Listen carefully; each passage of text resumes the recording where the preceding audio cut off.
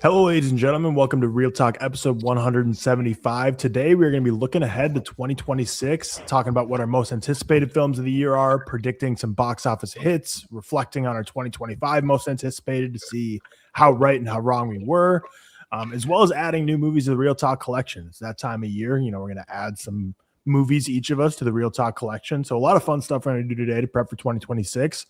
We're also going to do a little quick, like way too early 2027 Oscars predictions. So a lot of fun stuff to get over today, as next week will be the ReelTok Awards. So we're all anticipating that a ton. Really excited for it. It's all going to come together and be one of the greatest shows we've ever done. For today, looking ahead to 2026. Before we get started, shout out to our executive producers. As always, we got a couple new additions this week. Ollie Powell, Harry Whitehouse, Cole Beaver, Cody Whitney, and Stefan Johnson. Thank you to all of you for making the show run and turn each and every week. But with that being said, let's get into how we've been doing, what we've been watching. It's going to be a little extended version of this week because our episode last week where we announced the ReelTok nominations, we kind of just focused on that. We filmed it on a Monday during the week, so it was like we didn't have much time between episodes, so we hadn't had all of our Austin time really together. So a lot's happened since we filmed the last episode. We obviously were in Austin together for the whole week in the ReelTok Airbnb. I had my wedding, rehearsal dinner. Everyone's traveled back to their respective cities, states, and countries. So a lot to cover. Let's go ahead and get into it. We'll start with, we'll go in the order of people leaving Austin so we can kind of extend the story as we go. We'll start with George, who left Austin first. How was your week? Let's talk Austin. Let's talk what you guys did because we really didn't cover that. Let's talk. No, we didn't. Yeah, we didn't because we recorded when we were in Austin.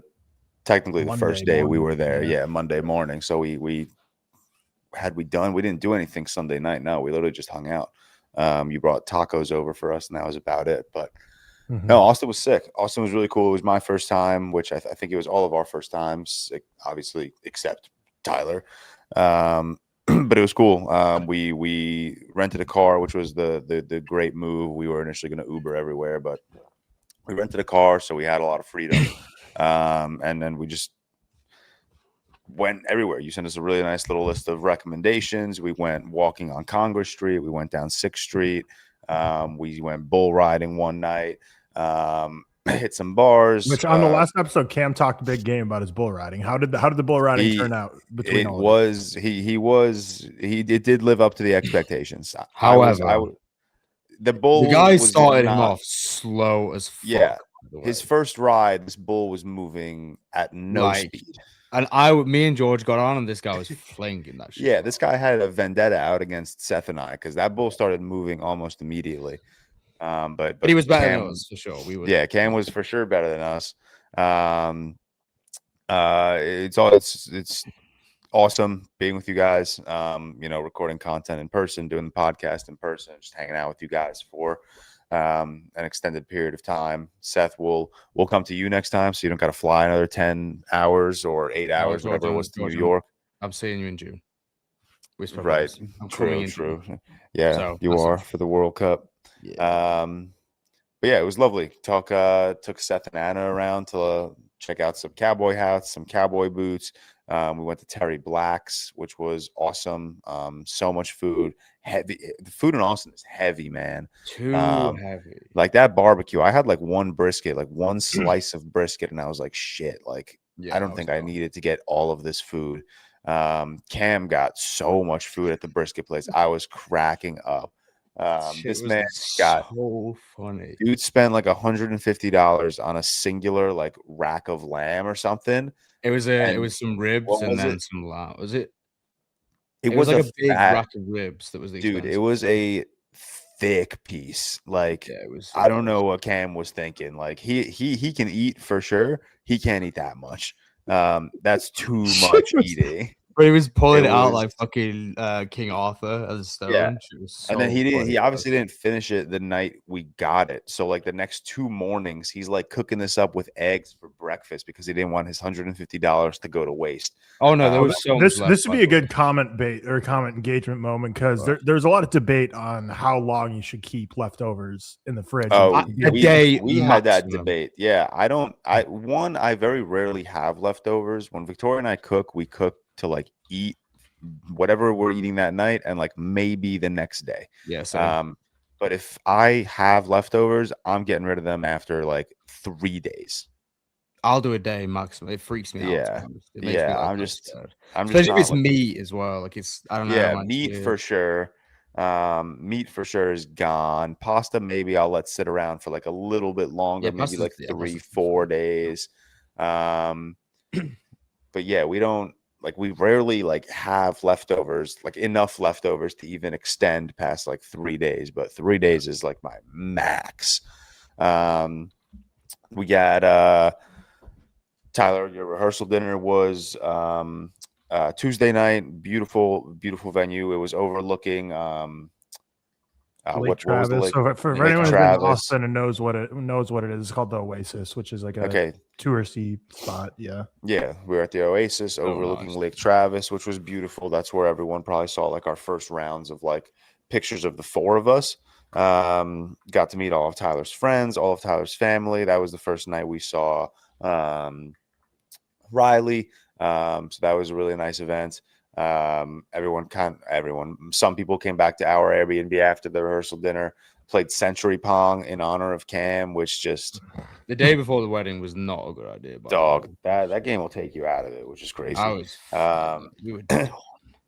Cam just rallies in a disturbing fashion. I don't remember him doing that at George's, where he would do stuff you don't want to talk about on a podcast because people listening will get queasy. Like he just basically, you know what happens when you drink a lot? Like Cam just does that and then just rallies and he's back, and it's kind of fascinating to watch. It's like it was actually disgusting to watch. Mm-hmm. Oh yeah, someone's not to give into a cup, Cam into the sink. Yeah, horrifying. We're giving Cam a bad reputation. Yeah, but he gets for showing up a little late for the pod. By the way, he will be joining. If anyone's listening and wondering, he'll be here. Yeah. He's going to be here in a couple minutes. Yeah. The next morning was hilarious too, because like Cam woke up at like 7, went in our pool, which our pool was a hot tub basically. Our pool, yeah, and went in the pool for like maybe like a half hour, and then went back to bed. Like he was out for like half the day, more than half the day. He didn't come out in the morning because we went for food in the morning, didn't we? Yeah. Seth, Victoria, Anna, and I went to what was it called? Veracruz. Yeah.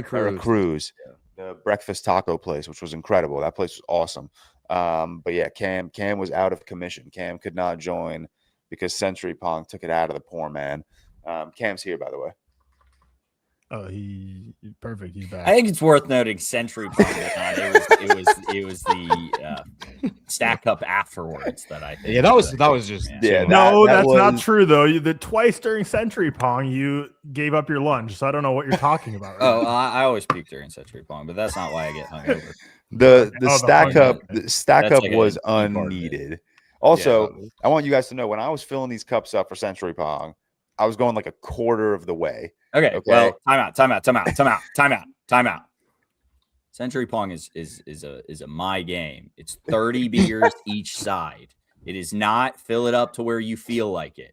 It is 30 beers a side. We were already doing 24 only, and George was filling them up where he wanted. Now you may continue. I was trying about this shit, man. Yeah, I was trying to protect my stomach, and Cam was like, "Nah, no way, absolutely not." I still let him protect his stomach. You also took some Waymos. Hey. Yeah, Waymos. Seth, Anna, and I took Waymos the next morning. That was a cool experience. We didn't like have anywhere to go. We just wanted to try them out, so we took it like a 5-minute trip back to the car. Yeah, really. I mean, these things don't go like on the freeway. They don't go over bridges, which is probably a good thing. Like I would never get in this car if it had to go 65 miles per hour on the freeway. No, like never in my life. I would only go in it in the city when it's not doing anything over 35 miles per hour. But it was crazy. It was avoiding potholes. If people like were crossing when they shouldn't have been crossing, it was recognizing that. It was recognizing like a thing, doesn't it? And it also sees other Waymos on the things. It sees other Waymos. If a car is like accidentally slightly in your lane, it'll go around it. It'll recognize that. The fact that it like makes turns is crazy.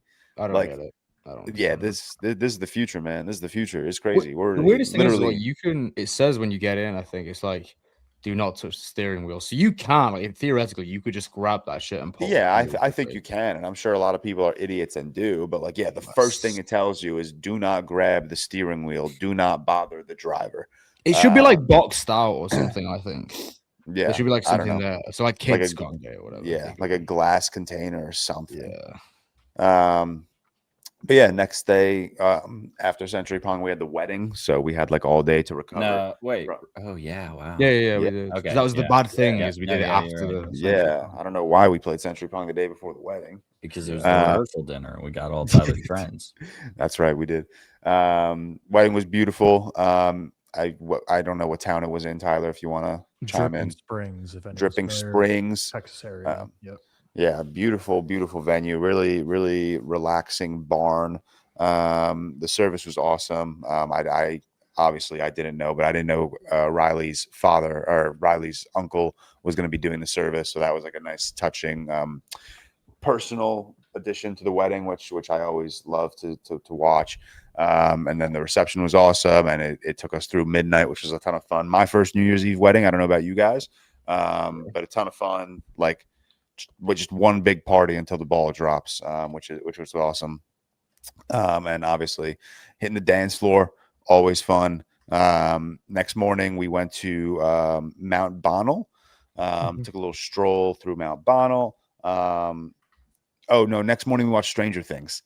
Yeah. Talk about that a little bit. People asked in the last episode, like, when's the review coming? Which someone replied, what's the correct answer? Bad like, timing. They said on TikTok. They were like on TikTok. They already talked like really long about this. So if you want to give it a quick, now that you've let it digest a few days and like sit with you, and now that we know Conformity Gate is not real. That was so funny. We still have hope. Maybe no, on we the don't 12th. have hope. Maybe we don't have hope. We have no hope. If everyone thought I was negative in my TikTok videos, I think even less of the finale and the final season now. Like, the more I think about it, the more I'm on Twitter and the more plot holes I see unraveling, the more like just like people pointing things out from the final season that I wasn't even thinking about, the worse this season gets. I think it's easily worse than Thrones season 8. I don't even think it's a competition. It's the more I think about worse than Game of Thrones season 8.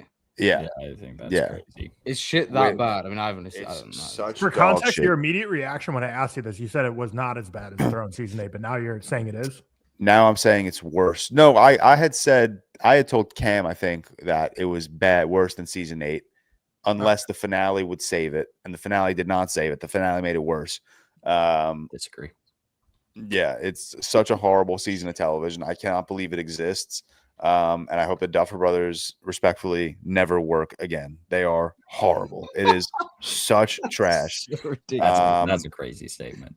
I am so, you commit 10 years of your life to a show only for a finale to be written by two morons who have no idea what they're doing. See, I think I don't disagree that the finale wasn't great. I enjoyed the epilogue or the prologue, I guess I should say. Like, I think that really worked for me. But I think we're discrediting the 4 other seasons they made a little bit. Like they had some idea of what they were doing. They just didn't know. To have sauce. Again, it's a show. They had a great idea for one season. They got asked, "Hey, turn this into the MCU," and they didn't know how to do that. Like, I don't understand how we went from season 4 to season 5. Like, season 4 was so fucking good, man. And then season 5 is literally just an MCU movie.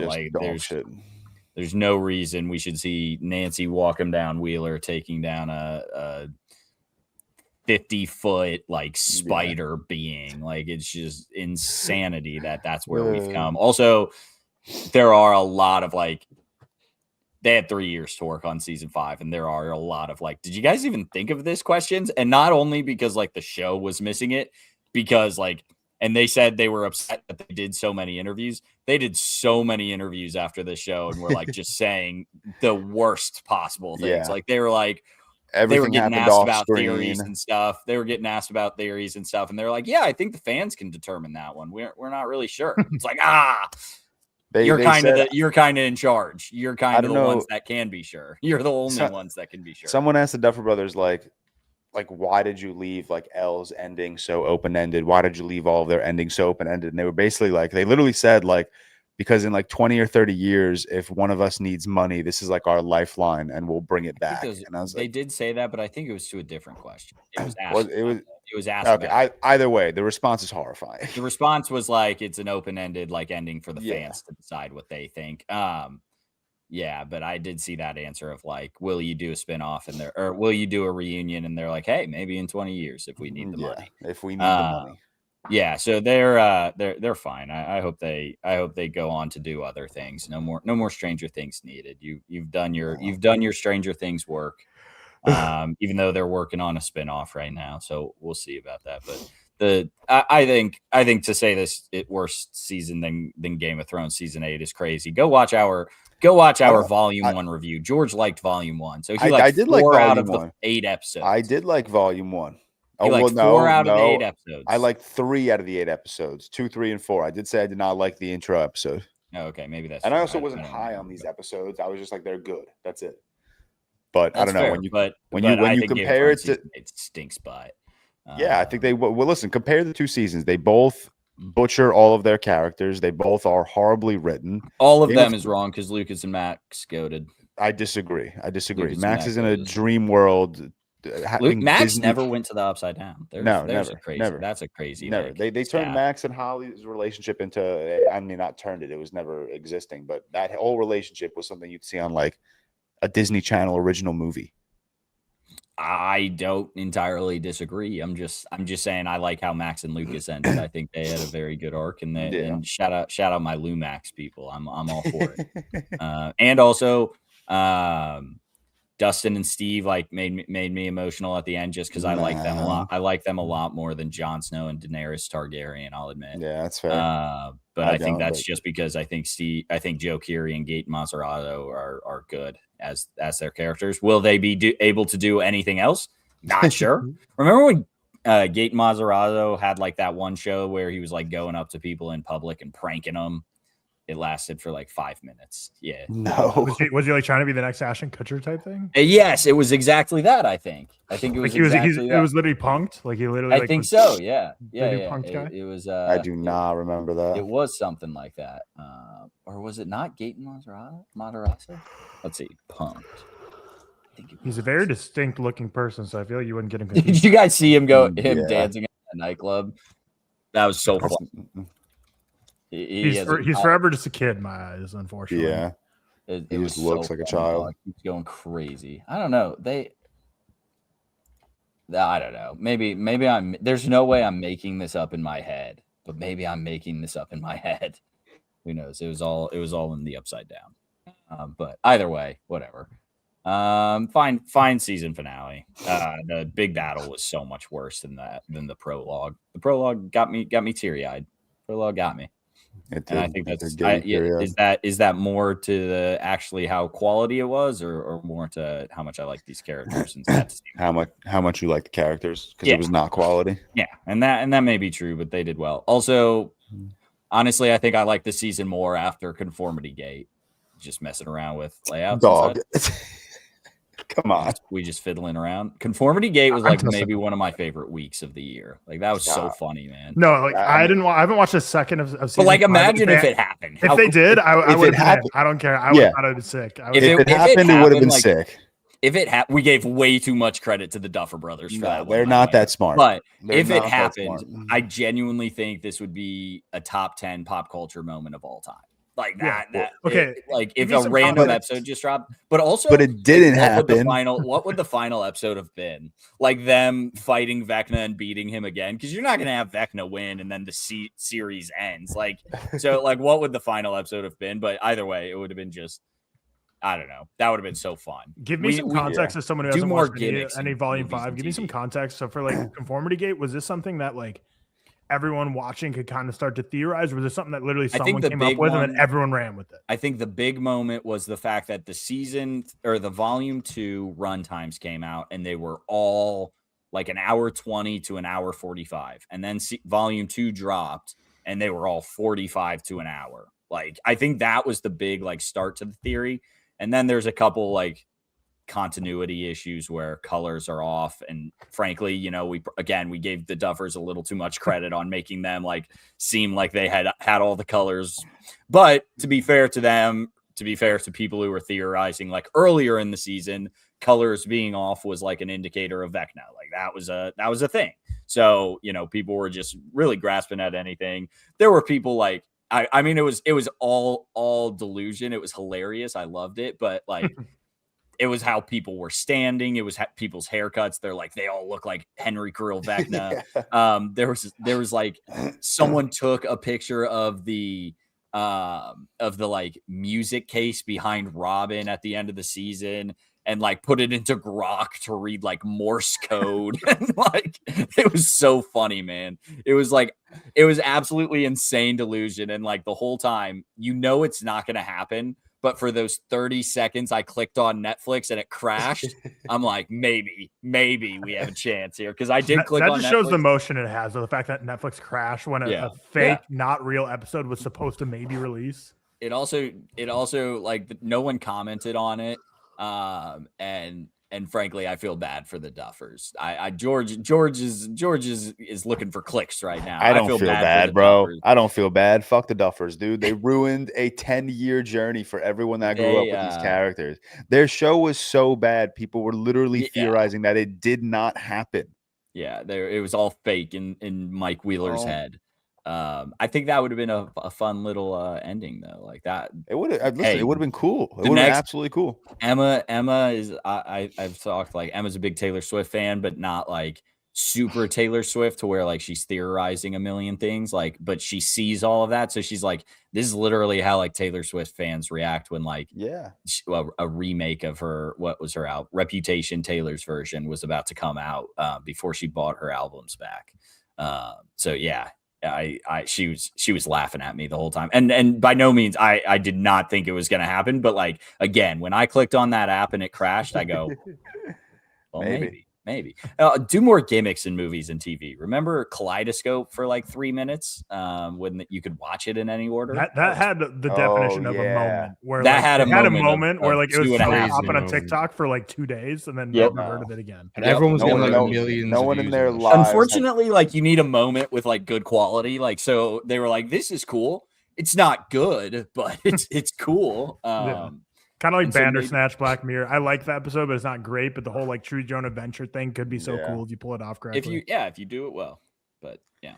All right. Damn. Wow, Bandersnatch. I completely forgot that existed. That was like the interactive one where you could actually like shout out Will Poulter. Yeah, shout out Will Poulter. Wow, that's not on Netflix anymore. Didn't they remove that off Netflix? Did they? I remember seeing something that is like it's removed from Netflix. Also, if you searched fake ending, Stranger Things popped up first, so that was a big theory. But I also think that's just because if you but isn't that just like an algorithm where everyone's searching in search engines, so it just comes up? It's just pulling up the that was people are insane, man. All right, Jordan, what did you do on the trip home? Or I guess the rest. So after Stranger Things was your last day. What did you do last day? Went for a walk. Yeah, we went for a walk at Mount Bonnell, and then we went to the sushi place, and that was it. And then we woke up the next morning. I was the first out, so Tyler drove us to the airport around like 10. So we were out pretty early. I got tatted. Yeah, you guys got tatted. We watched Cat in the Hat as well that day. I saw that. Rate the cat, you Howard. Rate the cat. Seriously. At least I'm not a coward. Yeah, but 1 star is crazy. I'll put that 1 star. That's a nightmare blunt rotation movie. You're not wrong. All right. Are you going, George? Am I taking over? When we've been doing this 3 years. Can't figure it out. So George left at this point. So well, basically what we'll do now is we'll finish out the Austin part. So we'll go to Cam and then Seth, and then once we're done with that, you'll kind of talk about what you've been watching since, because it's been a week basically since you guys left. So Cam, what did we do Friday after George left? We got tattoos. Are you gonna show them? I did. You did. Yeah, there you go. My ring covers mine. Like I got a cursive T on my hand, like which could have multiple meanings, by the way. Multiple meanings on my T. Emma got a C, and then Anna got a mushroom. But hers was like a lot bigger. Only non-letters. She got and that took a solid we blocked out 4 hours, 5 hours of our day. That blocked out a solid hour. If for all four. if that. We walked into a place. We walked into a place. They said they didn't have a spot. So we walked into a different place, empty, ready to go, ready for us. So that was fun. And then us 4 or us 6, I should say. 5. Oh yeah, we were missing Riley. My bad. Mhm. Us 5 went to a local pub, sat down and dranks for a little, and we talked a lot of business things. Yeah. We talked about that was how a great meeting. 2026 was going to be our year, and then I showed up with no equipment this morning, so I not starting the year how we expected. But goal for this year, I'm going to still be in my parents' basement, so hashtag podcasting. But we're going to try to maybe find a little corner in this mosh pit of the basement and maybe set up a little bit better quality for everyone. That's my goal for 2026. Good talks though. Good talks. It was good talks. Yeah. Emma and Anna were giving their recs as well. Yeah, like we had a little outside perspective of. I think that was the key. That's what we needed, because they were like kind of like, you guys agree. need to lock in, and we're like, we do need to lock in. Yeah, we do. So yeah, it was a good little chat, and it's fun just to I miss you guys. It was very fun to hang out and just sit and drink and all of that. So yeah, it was a very good time. Mm-hmm. And then hit the plane and came home. Yeah, and then it was just up to me and Seth. So Seth, talk about what your last 3 days in Austin looked like. Yeah, well, obviously, wait, Cam, did you live on the Friday? I left Friday. Yeah, he left Friday night. Yeah. So you guys hung out. Obviously, me and Anna stayed at the Airbnb on the Friday, which was kind of weird on our own, kind of crazy. And then Tyler came back in the morning. Then oh no, we went to the seafood place on Friday, didn't we, Tyler? Oh yeah, crab boil. Yeah, Emma was really bummed. Shit was so good. You can tell Emma from me that was really. I won't. She'll cry. Well, the experience, like we had like the gloves and the fucking bibs, full on boil. Yeah, it was. You don't get that around Indiana, so she was like super bummed. It was good. Like it was a bit. It's one of those I wouldn't have it all the time, because it's a lot of effort to do to break it all up and whatever. Yeah. But it's really good. And they had these margaritas as well. By the way, I've never drank so many margaritas in my life this week. Unbelievable. But they had these margaritas that were like, Tyler, the strongest shit ever. Like one, you'd be feeling a bit like that. It was fun. It was fun. Then went back to Riley and Tyler's, met their animals. Tyler's office is like the dumbest shit I've ever seen. In that it's now now you can empathize. A fucking sauna, and this was at night time. Bear in mind, I walk in there immediately sweating. Does it not get AC up there? Why don't it does? But I've so much technology running in this room. It's unbelievable. It's like me and Anna were sat in there for like 5 minutes. I was like, I've got to leave. I'm gonna have a panic attack. This was. Why don't you get a fan? Get a fan. Looks like I have one. You do need a fan. I don't have it on during the pod because I don't want it to mess with my mic. But the fan was on when they were in here. It didn't really matter. Just pushed around warm air. The thing is, like with air conditioning, your air conditioning reads the temperature and then sets it accordingly. So like it's central air conditioning. So in my house it'll be like 68 degrees, but in my room it'll be like 80. So the air conditioning is not going to turn on because it's only my room that's like 80. And you always have your door shut, don't you, as well? So that makes it I have my door shut, and I have like a noise canceling thing under the door cracks to like keep it sealed perfectly for there's no like air or like noise coming in. So it's just like a pressure cooker in here. But now Seth can empathize with me. No, it's warm as fuck in here. It's horrible. And then we played, what's it called? Clue? Yeah, freaking Anna won. Played Clue with Riley. So if you guys play Clue, you know that like everyone kind of figures it out the right answer at the same time. Mm-hmm. And I was like up next when I knew everyone kind of knew the answer. Just had to roll any number to get in the right room. And of course I roll a clue card number or a clue card one. So I'm like, well, I just get screwed. So Anna gets to win. But yeah, it's fun. You guys got to all meet the animals. You got to see the house. Great animals.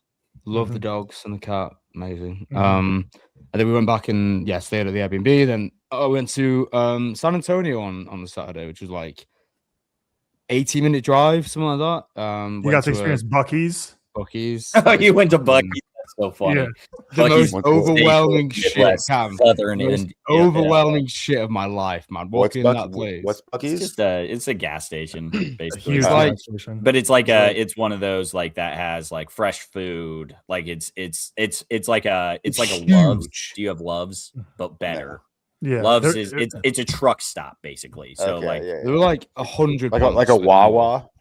yeah, but there's better than a 100. Wawa. There's like Bigger over than a 100 Wawa. gas pumps at the single gas station. It's the It biggest was gas so station in the country. overwhelming, and like inside, it was just like crazy busy, and like you couldn't move in there. It was ridiculous. Got some food there, then went to San Antonio, then went to like a bar, had a walk, so like the Alamo and typical shit. And then I had Tyler. I said this the other day. I was speaking to my dad the other day, and he said, "What's the nicest food you had in Texas?" I actually said that that grilled cheese I had in that random bar in San Antonio that wasn't even in the center, that brewery place. Went for a few beers, got grilled cheese there, fucking nicest shit ever. And then went to a Spurs game, which was great. I loved it. Yeah, no Wemby, which was kind of sad. But it was really good because I've always wanted to go to a Spurs, an NBA game. And it was great. It was they lost, unfortunately. It's the cringiest shit I've ever seen in my life. What they do during like timeouts and during after each quarter. It's just consumerism in America. Everything's an ad. Everything is an ad. It's unbelievable. You would never get it. It was kind of fun because to experience it. But I feel like if I went all the time, I'd be like, oh fuck it, because every like timeout they'll do some sort of ad. It's the most capitalist America. Amazing. What a place. It was good though. Like it was really. It ended up being like Tyler. The last like fourth quarter was like it was good. Like it was a good game because we were expecting it to be like I think they were like minus 400 going in. So we expected it to be like, Spurs were super heavily favored, and then they lost. So it was kind of impressive. Like you remember the first quarter, it was down like 15. It was like bad. Yeah, I don't watch much NBA, but I've watched a little bit, and obviously that game. So anyone watching this, I want you to know, like one of my like least favorite players in the NBA now is like Denny Avdija, or however you pronounce it, on the Blazers. Dude is annoying as fuck. He was good though. Yeah, he was good, and there was no what's the other fucking guy's name? Wait, does Lillard still play for the Trailblazers, or am I wrong? Yeah, he's just he's out. He's just injured. Okay, so there's no Lillard as well. So there's no like star guys, which is a little bit annoying. But it was a really good game. I really enjoyed it. Sounds like the NBA. Sounds like an average NBA game where they're all sitting. You might be right. Yeah, that's my anti-NBA take of the day. Shout out college basketball. That they're rigged. I want to go to college basketball game. No, not that they're rigged. That like fans everyone's go out up to every game and they're out for like 60% of the games. Yeah, they're always hurt. Always. They play so many fucking games. I'm not surprised. It's like this was crazy to me. I didn't realize they played because they both teams played way too many games. They played the night before.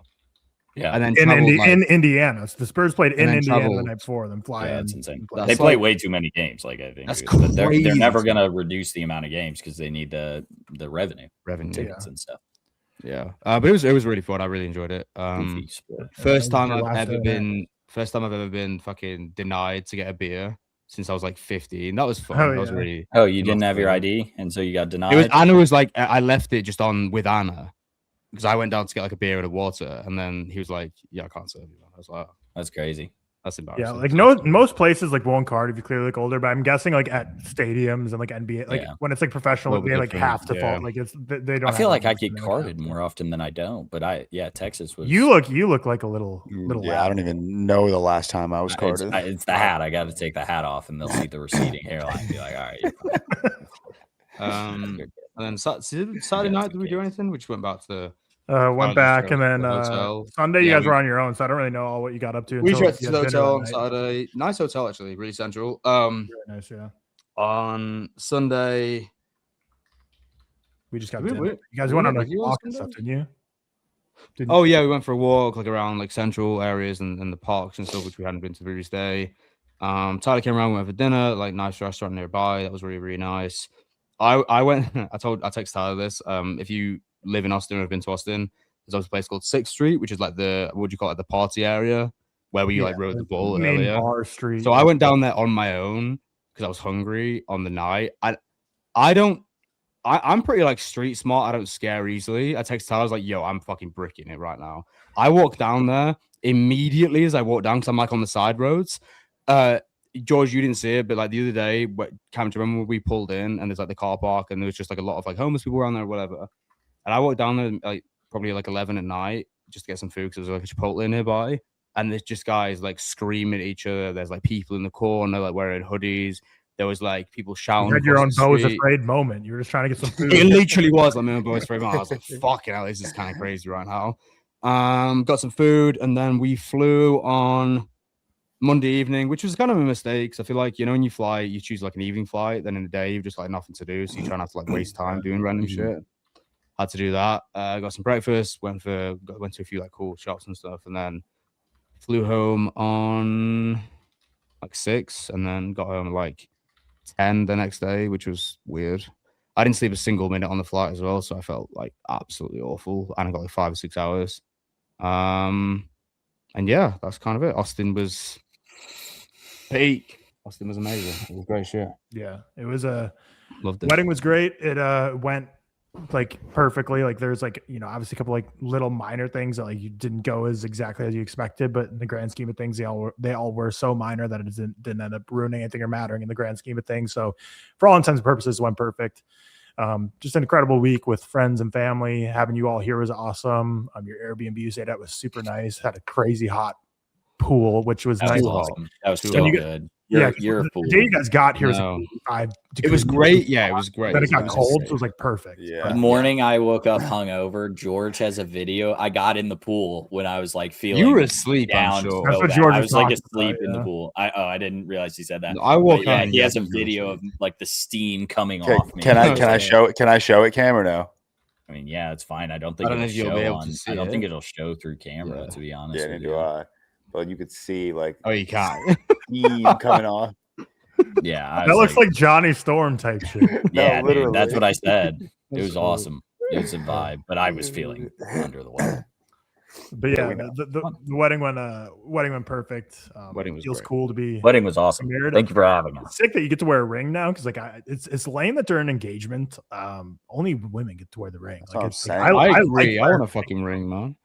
I never thought Yeah. I'd be a ring guy, and to be honest, when I first was like trying on rings or trying to figure out my size, I'm like, I don't know. I'm like feeling a little claustrophobic about it. Like I don't know if I'll like having this thing on. It's like, Your finger, feels like my it's, finger like, has never like an coming off indent. technically, yeah, but I love wearing it. But no, it's been great to have everyone in town. The wedding went perfectly. Loved it. Going to the new year. Now it's into 2026. We're already 10 days in.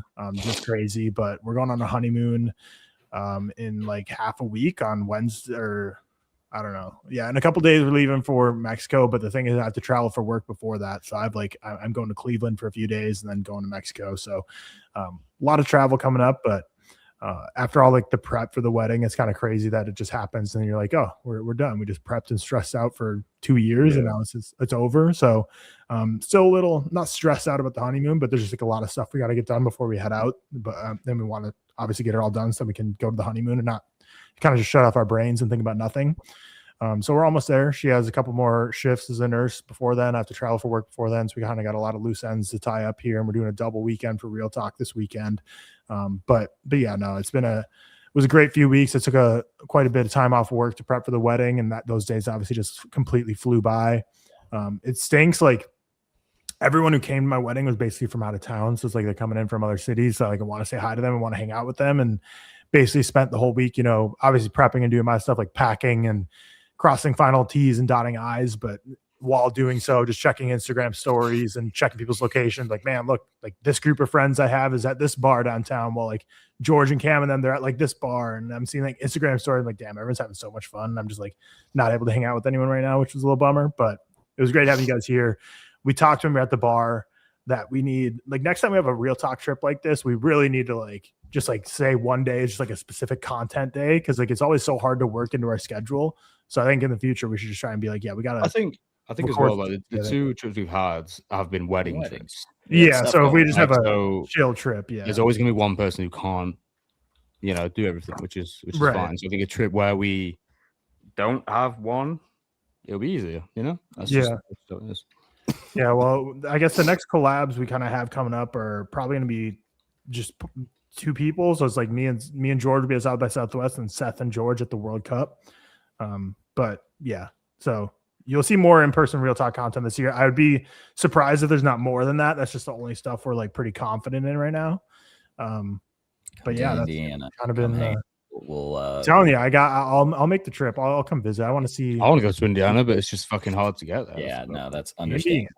Yeah, bring us to the Indy 500 or The something. old Midwest. Speaking of Indiana, talk about a gauntlet in football. But so sad. What have y'all been watching before we get into the episode? I've been appreciating this taking a little longer just because I have been prepping the episode this entire time and I'm almost done. So what have you guys been watching? George, we can start with you. Dark. That's literally it. Oh yeah. I've reviewed every episode. You're crazy. Dude, that is so insane. Funny. It's quite impressive. One, Dark has shooters, dude. I cannot believe that content is like actually performing well. I fully expected it. People have been asking me to watch it for like ages. I said it in my first Dark video, and I no bullshit. I'm not even being hyperbolic. Dark has been the most requested anything for me to watch since I started TikTok. Yeah. People are asking me to watch it all the time. You guys know I'm not the biggest TV show person. I'll watch like things that are on air right now, like White Lotus, Invincible, Daredevil, Severance, Succession. But like very rarely do I go back and watch a show that already finished that like I missed the cultural moment when it was coming out. Like over the last like year or two, I've probably started 5 or 6 television shows. Oh, I can't. God damn it. 5 or 6 television shows that I never finished just because one, I have commitment problems when it comes to TV shows, and two, none of them have ever like really like gotten me, like really held my attention. But I watched the first like 2 episodes of Dark and I was like, oh my goodness, I need to keep watching this show. So I'm on the next episode I have is the season 2 finale, which everyone keeps telling me is like the craziest episode of television ever. So I'm very excited. The show is unreal. I genuinely do urge you guys to watch this show. It's only 3 seasons, 26 episodes, and it is one of the most meticulously written television shows I have ever experienced. And I was reading that the creators and the writers of this show, before they even filmed season 1, they had outlined all 26 episodes. They had vision boarded every single character, every single plot point, so that there would be no loose ends upon the finale. Obviously, I don't know if that's true yet. I haven't reached the series finale yet. I'm still only on season 2. But there's just like such a level of care to this television show because it's so all over the place. Like we're dealing with 5 different timelines, so many characters, so many different versions of these characters depending on their age. It's like it's insane how well this show like is scripted and comes together just so beautifully, and every episode has my brain jumbled in the best way possible. It's a science fiction show. It is a supernatural true detective show. The end of season 1 into season 2 started to get a little biblical, which was I just think is so awesome. References to the creation of Adam, references so much going on with time and everything being a power. It's so, please watch this show. It's so, I don't recommend TV shows. I never recommend TV shows. It's just not my thing. I don't watch enough TV shows. Watch Dark. I'm recommending Dark. If you guys watch one thing in 2026 that'll make me happy, it's not a movie, it's not a short film, it's not a music video, it's not the Wimbledon final, it's Dark. Watch Dark. This shit is so fucking insane. Every episode just has me losing my mind. And yeah, I'm very happy that people are like taking to this content. It's been fun. It's been awesome. Like posting after every single video, after every single episode, and then seeing like everyone's reactions. It's so funny. I'm not looking at the comments anymore. So I posted like my season 2 episode, like 6 reaction. And then I happened to go back to like my season 2 episode 4 reaction video. And I looked at the comments and some asshole commented the biggest spoiler of season 2 episode 6. So I'd already seen the spoiler, but I was like, dog, if I had seen that prior to watching the episode, I would have been absolutely furious. So I'm not opening my comments anymore because people don't care. People don't care. They just want to see the world burn. Exactly. People don't care. And I'm sure as I finish season 2 tonight or tomorrow and get into season 3, I'm sure there's going to be some more like insane like reveals and plot points, and it's such a good show, man. It really is. It's also one of those rare shows that is not only written perfectly and the characters are perfect, but it just looks beautiful. It's one of the best looking shows I've ever seen. I was about to say a crazy spoiler, actually. The show looks like you. Yeah, sorry. The show looks phenomenal. But that is literally all I've been watching. I haven't watched the movie all week. I haven't gone to the movies all week. I know a lot of people are actually going to see Primate, which is crazy. I didn't think people would see Primate. Good. Well, I heard, I've heard it's good. Like people are saying, I watched. Funny. So I'm telling you, it's not. Oh, you watched it? Yeah, Tyler watched it. So I sent a screenshot of all like my mutual Primate ratings to some friends, and I was like, why is Primate actually like a big surprise of 2026 right now? I shit you not, as I hit send on that, I opened Letterboxd again and see Tyler's 2-star rating, and I was like, oh shit. I had to bring people back to reality a little bit. I don't know what we're doing with these ratings. I'm seeing a Primate. Yeah, I'm seeing 4 stars. I'm seeing. I didn't see like a single mutual of mine that was like under like a 3 or 3.5. I was like, oh, this will be good, I guess. No. I mean, I'm excited. I'll probably. I don't know. I don't know who I'm going to take to. You're not excited. You're not excited. I am excited, man. I do want to see this. But like Victoria's not going to watch it. Sophie's away. The trailer scares Hannah, so she won't watch it. So that might be a solo movie trip off 10 milligrams and just sit back and have a good time for how I live, brother. That just seems like a fun domeless day, night after work kind of movie. So we'll see. I don't know. But yeah, Dark is the literal only thing I've been watching right now, and I wish I were watching it right now. Honestly, I wish I were watching this. That's really mean, finale. Actually. That's like offensive. I'm sorry. It's the season 2 finale, man. Everyone keeps telling me like, when are you gonna fuck? Deal. So someone commented the other day. Some people have been like watching with me, and like at the same rate that I'm watching, and some people are like DMing me, like, dude, why are you watching this so slowly? And I was like, brother, I've watched 17 episodes of television that are hour episodes in like 4 days. Cut me some slack, because people want me to get to this fucking season 2 finale so badly. But yeah, Dark is so sick, man. But that's it. That's all I've been watching. Cam, what have you been watching? Yeah, I'm gonna run through this. I only got an hour, so I feel like I always miss the 2020 whatever look ahead. So just running through. First off, welcome to Derry. We've been watching that. Good show. Hell yeah. Jerry Maguire, Nicolo, the Godman, One Click, The Mother. Shout out the Devaney brothers. Sentimental Value's good. Marty Supreme's good. Sorry Baby's good. Neja 2's good. We Bury the Dead is fine. Is We Bury the Dead 2026 or 2024? Because I don't know about that. I saw people... Technically, like I thought it came out like January 2nd. Theatrical limited was January premieres in 2024. I've seen some people put it in the 2026 rankings. So I'm putting it in my 2026 ranking. We're calling that the first of the year. It's fine. And it begs to ask the question: what if these humans were worse than these zombies? So really taking a different approach to the zombie media. And then we watched some things while we were together, the Cat and Hat, Dune, some other stuff. Currently leading on the ReelTok watched. So hashtag stop the count. And you're always leading. I feel like you're always leading at the start of the year. Yeah, and then really good. Yeah, and then I slowed. We watched Dune, first one. Great hot take, great film. Cat and Hat, maybe even better. Cam, am I right? I actually finished Dune 2 separately as well, compared to where we were at. Finished that. Dune 1 still better. One's still better. On the flight home, I texted Tyler. Me and Anna watched Game Night as our first film. She liked it. Good film, man. Really, really good film. It's so funny. I really enjoy it quite a lot. Jess Plemons, amazing. I watched. I know you've seen this, Tyler, as well. I watched Here, the Robert Zemeckis one on the plane as well. Really odd. Really weird. That's like in the one spot, right? Yeah. I quite liked it. It's nothing crazy, but I think it's like as like a digital exercise, it's kind of fun and like a weird experiment. I liked it. It was cool.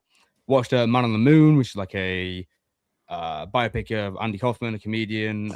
who played by Jim Carrey. Good film. Watched The Piano Teacher the other day, which I loved. Michael Haneke, one of my favorite of his so far, probably my favorite. And then Jerry Maguire watched as well, which we'll talk about on this week's Patreon review. And also watched some episodes of Better Call Saul, and now we're back as well. That's kind of it. That's kind of it this week. Yeah, I started the year with not watching a single movie for the first like 6 days, but then I've been ripping movies off since. So I'll go quickly through mine as well. So this week alone, I watched all 6. So I guess to start the year, So watched This Is Spinal Tap to start the year. Have never seen the Rob Reiner movie. So funny. Like so many quotes and like just lines in pop culture have come from that movie, which I just didn't really fully grasp. Like cranking it up to 11 is just hilarious. So good movie, fun movie. Had a good time with that one. Haven't seen the follow-up yet, but I'll definitely want to do that. The one that came out like last year. Watched all 6 of the ReelTok short film nominees. I watched This Is 40, which is a film that I think I don't want to rewatch again because I feel like it already hit too close to home, and I feel like it will just hit too closer to home and closer I get to 40. But that movie was like so like funny, man. Which one's This Is 40? The one with Paul Rudd and Leslie Mann. It was a comedy, but I don't know. It kind of stressed Leslie me out though. It just stressed me out the whole time. They're just talking about like how broke they are, how like they're like they don't feel young anymore. And it's just like, man, like if I watch this when I'm older, I feel like I get really depressed. Yeah. Watched Greenland, really liked Greenland. That movie went too under the radar when it came out during COVID. So I'm gonna go see Greenland too, which I had no anticipation for because Gerard Butler's kind of always in a lot of slop, but Greenland's really good. Like it's a very moving film. Really tackles the humanity of a doomsday event, and I think Gerard Butler is really good in it as well. So I was very surprised by that. Watch Jerry Maguire, which we'll talk on Patreon. Watch How to Lose a Guy in 10 Days. I said this in my review, like most believable rom-com of all time in the sense that like Matthew McConaughey's tasked to make a girl fall in love with him in 10 days, and he can do that. And I look at Matthew McConaughey, I'm like, yeah, I bet you could do that. Probably. Kate Hudson had to prove that no matter how annoying or basically, well, like in the movie, she's the most annoying person purposely on the planet, but the guy still loves her. And I look at Kate Hudson in that movie, I'm like, yeah, I can. That's how I kind of felt in Jerry Maguire, where it's like, yeah, you're down on your luck for sure, but you're also you're top three. You're pretty good looking. Best he's ever looked as well. He is so fucking good looking guy. Still has a lot of money because he wasn't like throwing it away. Like he's still fine. And also like within 5 minutes of his being down on himself, he falls in love. So like, come on, you're probably fine. Yeah, and then I watched Ma Rainey's Black Bottom. I think that's the best Chadwick Boseman performance of all time. Incredible performance. I mean, Viola Davis and Coleman Domingo are so fantastic as well. Watched Two for the Money, a movie that's just right up my alley. Al Pacino and Matthew McConaughey. Cam, I don't know if you've watched much like, I don't anymore, but do you know who like Stu Feiner is from Barstool Sports? Yeah. So this is the movie about his life, played by Al Pacino, which is crazy. Actually about him? Yeah, it's actually about him. And Al Pacino plays Stu Feiner. He was like, I knew he like had a bunch of money from gambling and such. But like seeing him now, I can't ever imagine him being a person.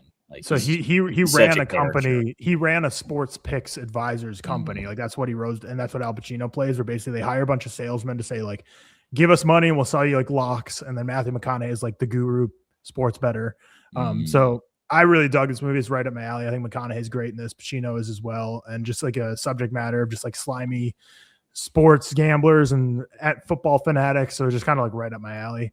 I watched Election, the Alexander Payne film with Reese Witherspoon, the pick flick. I had a blast with this movie. It's way raunchier than I expected. I don't know why when I turned it on, I was kind of expecting more like PG-13, but this is very like R-rated humor and very crude humor, which I was surprised by and I enjoyed. I really like this movie. Matthew Broderick's great in this. Really funny. Just a really kind of great satire on just like political structures and elections and organizations. And then we started off the 2026 ranked People We Meet on Vacation, Netflix rom-com. Anna watched that yesterday. She really liked it. I really liked it too. I gave it a 3.5. I thought it was good. It's like a non-linear plot, which I think works really well because I think rom-coms in general are very tropey and you kind of like seen every story before, but the fact that this goes non-linearly kind of makes it, even though if you break apart the non-linear and put it in exact order, it might follow similar tropes, but it kind of breaks it up in a way where it's fun. I think Emily Bader and Tom Blythe have a lot of great chemistry. I had fun with this movie. I can't lie. It's a 3.5, which is a great way to start the year. And then followed up with Primate, 2-star. The movie's exactly what you'd expect. So I'm not going to spoil anything because I know George's excited for it, but it's like, it's a creature feature, like a monkey goes rogue on a family now to survive and run away from this monkey who was a pet, now is terrorizing them. It's exactly the movie they're selling to you. So you're not going to be like surprised, like, whoa, this isn't what I expected. But it's just like a movie I feel like I've seen too many times and didn't bring anything new. However, I love seeing Troy Kotzer from Coda, who won Best Supporting Actor. He's in this movie. Oh, really? Yeah, he's the father in this. So love seeing him again. And without spoiling, you can imagine if there's a life or death situation going on, you have a deaf parent, that makes it tough to get help from them. So, but yeah, that's what I'm watching. Let's get into our look ahead to 2026. So I haven't quite got the trailers and movie news ready yet, but that'll be a long ways away because I had to prep a lot of stuff instead. So I will share my screen. We are going to start with where'd my screen go that I had all my prep on? Okay. My name Going to the Purdue game today. Shout out the Boilers. Indiana football is making me very, very depressed, and they just got $1 trillion from Mark Cuban. They're going to be generationally great, and I'm sad. Cleveland Brown. God, I have so many tabs open. You guys don't even understand how much shit's going on for like Real Talk right now. But okay. Most anticipated of 2025. We are going to go through our picks. Let's get it. And look back at what we put in this most recent year. So I will share that now. I'm using George's video as a reference right now. Okay. No, we're not drafting the 2026 yet. We're looking back at 2025. Well, I'm saving George's video to use as a reference in the future then. All right. I think Cam did one too, like a top 5. Get your letterbox open so we can review our score. I want to see who is the most off. Like who is okay. All right, I mean, two of mine. Heavily. Oh my God. I mean, Cam cooked. I cooked so hard. Yeah, Cam's draft is crazy. Unbelievable. So we'll start with Cam and see. So your total guess was 22 stars. Was like what you totally put up. Wake Up Dead Man went up. Interesting. The fact that Marty Scream was a 4th rounder in hindsight, crazy. Yeah, insane. Yeah. Knowing now that George will never take off Marty Scream merch. He's got it on right now. He wore it all week in Texas. I gave Superman a 4.5. Okay. So, which honestly, like as I think about it, it's probably a 4, but I'm keeping it 4.5 right now. So that's fine. Sinners. Yeah. Sinners. Oh, sorry, we're going through all. I give. We're just going quickly through. Sinners a 4.5. Okay, so you're back to perfectly Fantastic even. Four is a 4. All right. Yeah, this is Marty good. Scream's a 4.5, and Wake Up Dead Man's a 4.5. Yeah, that was, you got it perfect. You got 22 stars. Like you didn't perfect. Oh, you actually got 22? Oh yeah. Shit. That's 0.5 over, 0.5 under, 0.5 under, 0.5 over, even. I fucking cooked, brother. Yeah. Cam cooked. It's easy when you're pulling out slop, I feel like, and you're just you know you're gonna love it, but still, I cooked. George, what's your rating for Mickey 17? George did not cook. I did not cook. Mickey 17 was a 3.5. Final Reckoning was a 4. Hey, nice. There you go. The Monkey was a 1.5. Why are you taking an Osgood Perkins film, man? Because he was long legs. He was coming off long legs, dog. Yeah. The Running Man is at a 3. And the Gorge, why the fuck did I? Because he's a 3 anyway. Why did you pick the Gorge? Was a 2.5. I mean, it's not that bad, to be fair. It could be worse. 7.5, 9, 12, 14.5. What I want to say is so seriously impressive about George's picks is he picked 5 movies here. 2 of them end up being nominated for mid picture and 1 for worst picture. So and the 2 that weren't those 3 were not nominated for best picture. So this is a rough list looking back. Seth, I need to go back and see why I drafted the fucking Gorge, man. Go back in your mind a year ago and see what was cooking. Because it wasn't even that late a pick, was it? What was happening? Fifth round, yeah. Yeah, it was wrong. Seth. 4.5. I got the one right. 20 years later, 4.5. Yep. There you go. Alpha was a 3.5. A little bit less than I would have liked. No Other Choice, I haven't seen. It's not even out here yet until next month, so that's great. That's crazy. 0. Please give it like an NA or some shit. Nope. You get a 0. Frankenstein is a 3. So again, and now I picked a film that didn't even release this year. Yeah, so that's Bride great. didn't come out.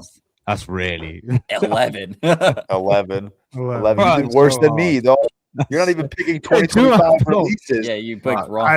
I did You pretty picked the bad. bride. The Bride is funny because the Bride isn't even 2025 release like here. Like no other choice, just unfortunate. Yeah, that one I guess you might deserve a NA for no other choice, but you get a 0 for the Bride. So yeah, that's surely if anything, I deserve it because I could have maybe seen those shows at the festival. I don't think the Bride was ever a 2025. No, it was. release. The Bride was 2025 no, it release. was.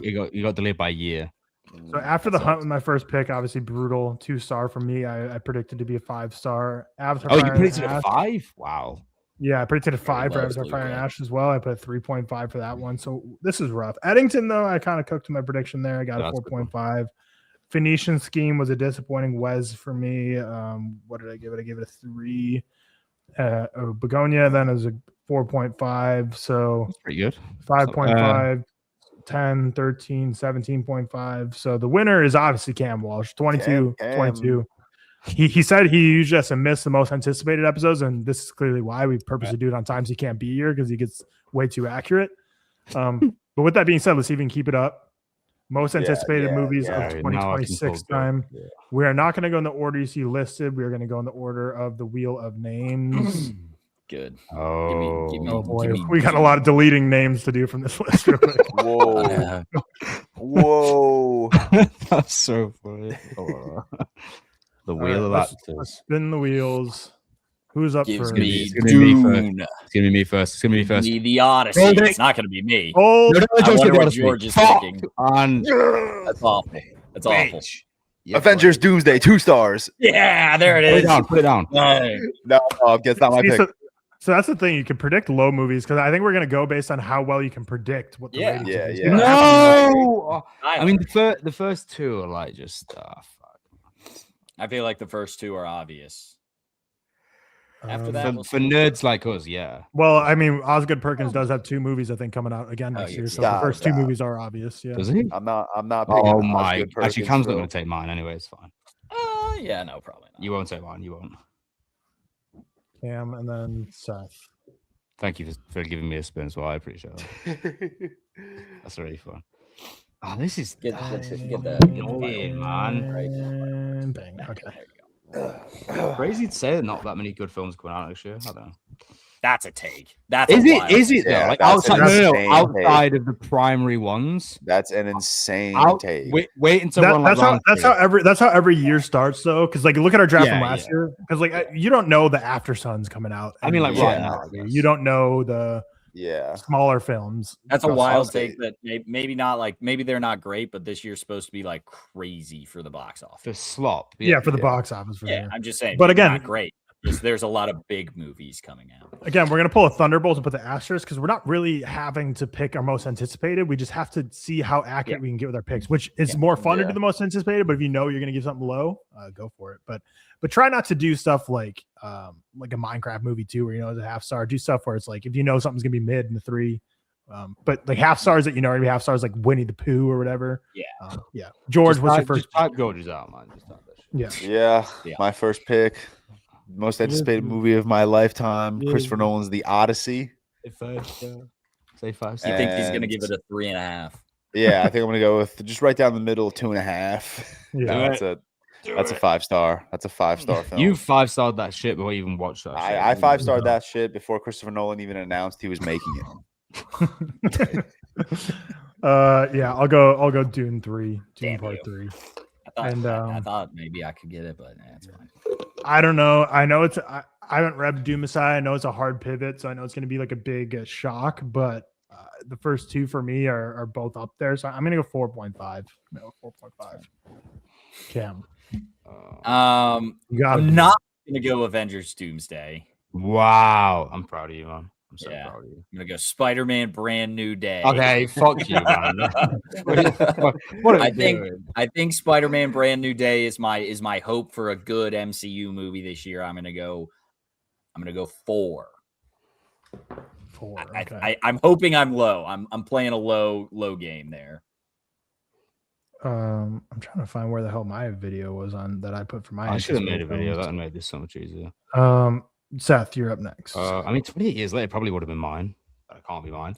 I'll go. I think I'll go Werewolf, the Robert Eggers film, because I think typically speaking, I'll probably end up loving it because I love Robert Eggers films, no matter if he does the same thing every time. I'll go 4.5. I think that's a good reflection on my love for him. And then I'm probably gonna go. I think the obvious choice is probably Disclosure Day, new Spielberg alien film. Like typically, like probably will love it. Looks like in the vein of Minority Report and War of the Worlds. I'll go a 4 for that one. I'll be a little bit, well, not as high. I guess not as high. 4 for Disclosure Day. Okay, now I'll go Avengers Doomsday. Oh, you're fucking. I mean, I gotta get the. Did you not pick something like cool for the first pick? You gotta get the slop out, man. I mean, there's plenty of slop that I don't think y'all are gonna touch, so I'm just gonna keep running down the list. But I'm also gonna go. I'm gonna go 4 for this as well. I'm playing my odds here because the lowest Avengers movie I've given is a 4. So we're playing our odds. Do you say 4 or 4.5? Sorry, 4. Just okay, 4. I can't wait to review this in 2027 and see that 1.5 star from Cam. That won't happen. It's just not gonna happen, is it? 5.5. Dude, I'm going crazy trying to find my video of the movies coming out in 2026. I'm using K Meeks' video right now. I can't find it. Okay, yeah, K Meeks. No, don't use that because then you'll take. Fuck you. Hey guys, I had a video. Yeah, Yeah, but I'll go to Cam's video. I'll use Cam's Yeah, video. thanks, man. Thanks, appreciate it, dog. Thanks, man. The issue is it doesn't really list it out, like in. Yeah, don't worry, Cam. You let go anyway. You know. Thanks, yeah, thanks. It's fine. I'm trying to think. Like, I guess I could go for something that maybe is not going to be a high rating, but I know I'm going to like it. We could go. Let's see. Okay, I found a good list here. So I am excited. Well, I guess I don't want to say ones I'm excited for because I don't want to be giving up picks, but I'll go with, you know what? I'm going to go with one that I think will be big at the box office, but I think it'll be a 2-star for me. I'm going to go Michael. I'm going to say Michael's going to be a 2-star. Yeah, I like that. I mean, that's a bold pick for one reason and one reason only. Tyler, Tyler, it's got potential to get moved to off of this year, I think. but you'll see something in a second where when we did our box office draft from last year, I predicted Michael was supposed to be last year. So if it gets pushed again, I'm gonna screw myself over back-to-back years, which would be perfect for that movie to just George, back-to-backs. All right, I'm gonna throw out some slop. And I'm gonna go Toy Story 5, and I'm gonna predict mid. I'm gonna predict a 3.5 or a little better than it is literally just predicting. Yeah. Okay, fine. Now I need to change up my strategy. Great. I'm gonna go 3.5. I think. Well, now that I saw the bullshit, I think that's a good prediction. Thank you. I appreciate that. That's Toy Story 4 level. IMO. Toy Story 4 is good. And then I'm gonna go with another high movie. I think I'm gonna give a high rating. I'm gonna go Project Hail Mary. Nice.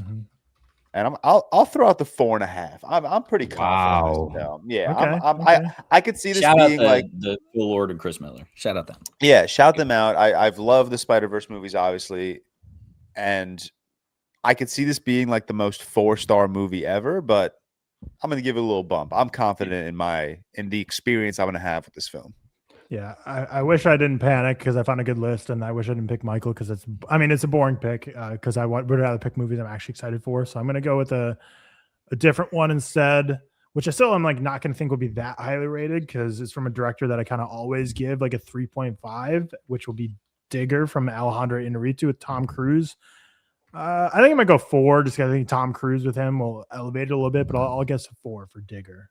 Yeah, that's a good sign. Cam, do we got more slop coming? Yeah, we got plenty of slop. Don't take my slop. I'm gonna throw out a fun one. It's slop, but it's fun. Hold on. You would think. No, don't. You would think. It's not Don't. Supergirl. Don't. Narnia? No. No, it's not fun for you all, but necessarily, but it's fun because my prediction. I'm gonna go Mandalorian and Grogu. Shit! I think I'm gonna throw 2.5 on that bad. Oh, that is okay. Wow, really? I have a Mandalorian tattoo. I love that show with my whole life. I think as much as George wore Marty Supreme gear, I wore Grogu gear. You love that, Grogu. Yeah, you do love that. You were wearing your Grogu PJs. I have and the hoodie as well. The I Grow have no gear. hope for this movie. My Grow gear, good. That's I have so no hope sad. for this movie. I Unfortunately, wish you did. That's so sad. I know. 2.5 Mandalorian and Grogu. Mhm. I think that one was a fun. Seth, you get back to back. All right, I'm gonna go with the Jake Gyllenhaal starring M. Night film, Remain. Typically speaking, the last few. 1 star. That's exciting. George, you can't say that anymore. You give a 4.5. The gimmick doesn't work anymore. George can't say that anymore. I'm gonna say I think fair. typically it's gonna be like 2 stars 4 or above for me. I'm gonna go 4 for Remain, and for an then M Night movie. George, like I said, and then Are you sure? Yes. Silence. And then I'm gonna pull out my my slop bag. I'm gonna go Clayface because That's where I thought Cam was going. I think just reading about it, and obviously I like the Clayface character, whatever. I'm cautiously optimistic for this. I think James Watkins, the director, could be cool as well. I like the cast. I'm gonna go. Actually, you know what? Fuck you guys. I'm gonna go 4. I'm gonna go. Yeah. Go slop. Wow. I love that shit. All right, I'm going more slop, not Supergirl yet. I'm kind of hoping someone else takes Supergirl because if it gets back to me, I will pick it. But I don't think anyone else is picking Supergirl, bud. Take it and put it as a 1 I mean, star. we're not predicting our most anticipated anymore. Fair. Yeah. Movie rating, Just right? predicting movies. But I am gonna pick a movie that I think I'll rate highly, and that's the Super Mario Galaxy movie. Cameron. And that's because this will be the first movie Emma and I take Bailey to. Okay, that's big. That's big. Okay, Never mind. I'm sorry for clowning. Sorry for clowning. Yeah. Okay. No, He's I'm still huge clowning, into but that's the at least Mario a better movie. reason. Nope. I understand the hate, but I think his experience, I'm gonna give it a 4. Okay. I'm not going 5. I'm not a psychopath, but what do you think you would give it if you didn't see it with Bailey? I don't know. I gave the Super Mario movie a 3.5. I feel like so did I. That movie bangs. I watch it all the time now, also, and it's not a movie that I want to blow my shit off because I watch. It's a fine film, so I think a 4 is a guess. Yeah, why not? I'll go with a movie that we kind of knew was coming out eventually, but we kind of just recently got confirmation that it will be coming out in 2026, and that is Godzilla Minus Zero. Oh yeah. Oh, nice. Wow. And I think that'll probably be same as Godzilla Minus One for me, probably like a 4.5, but I'll go 4. I think it probably won't live quite up to it, but I think it'll be good. George, your final 2. Final 2. Am I allowed to pick The Bride since we technically picked it last year? Of course, it's coming out this year. Yeah, I'm very highly anticipating The Bride. I'm gonna Girl George, so I don't have to go. I'm not picking Supergirl. I'm gonna go The Bride, and I'm gonna go 4 stars. I'll predict a 4. Last pick. Shout out Maggie G. My last pick. I'm going to throw it out there. I'm going to go to The Devil Wears Prada 2. Oh, my God. You'll go that, but not Supergirl? It's all slap on. Come on. Shout out. And I really like the first movie. I don't know if the second movie will be able to hold up to those expectations. So I'm gonna go. I'll go 3.5 on Devil Wears Prada 2. All right. So you got 20.5 total stars here. My final pick. I'm going to go with some slop as well. I'm going to go with the Hunger Games. Nice. Hunger Games, Sunrise on the Reaping. And I think it'll be actually, no, I love the cast. I think I'll like it a little more than Ballad of Songbirds and Snakes. I'll go, I was going to go 4, but I think I'm being too safe to make 4. I'm going to go 3.5 on this one. Someone take Mercy or something. So 8, 12, 16, 18 is my total. Cam, your final pick. Don't take more slop. You don't have to take. You can't be a 5 for 5. Yeah, you can't. I have to take Supergirl. You don't have to. You don't have to. Well, I feel like I do. And there are plenty of movies like I was thinking. There's about a new Ridley Scott coming out. Take that. I know. I was thinking. Take honestly, Wuthering I was thinking Heights. Bone Temple. I feel like No, would be Wuthering an Heights. easy one, but take Wuthering Heights. What are you predicting for Supergirl? Yeah, I think I'm just gonna do it. Fuck it. Let's go. Let's go 4.5. Let's Oh go my crazy high for Supergirl. Yeah. Shout out my girl. It's my highest guess. And I feel like, again, I was taking a lot of just like safe fours, which is kind of lame. So I do apologize for that. All right. 19 total stars for Cam. Seth, your final pick. I'm gonna go a low one. I'm gonna take The Social Reckoning. Yeah, I'm gonna go. I should have took The Adventures of Cliff Booth. And one of us should have taken that. One. I would take a 2-star for The Social Reckoning. I think that's gonna be bad. Yeah, good pick. Total 18.5 from Seth. All right. So next year, what we should do is we should pick a 5, 4.5. I agree. Or 3.5. You see where I'm Yeah, or 5, 4, yeah. 3, 2, 1. Yeah, we're not going to remember that, but maybe if Tyler watches this back. Yeah, we'll remember it. So yeah, the most anticipated for next year, we each want to read them off here. George, you can. Well, actually, it's technically predicting movies now. Or predicting movie ratings in 2026. Yeah. George, read yours.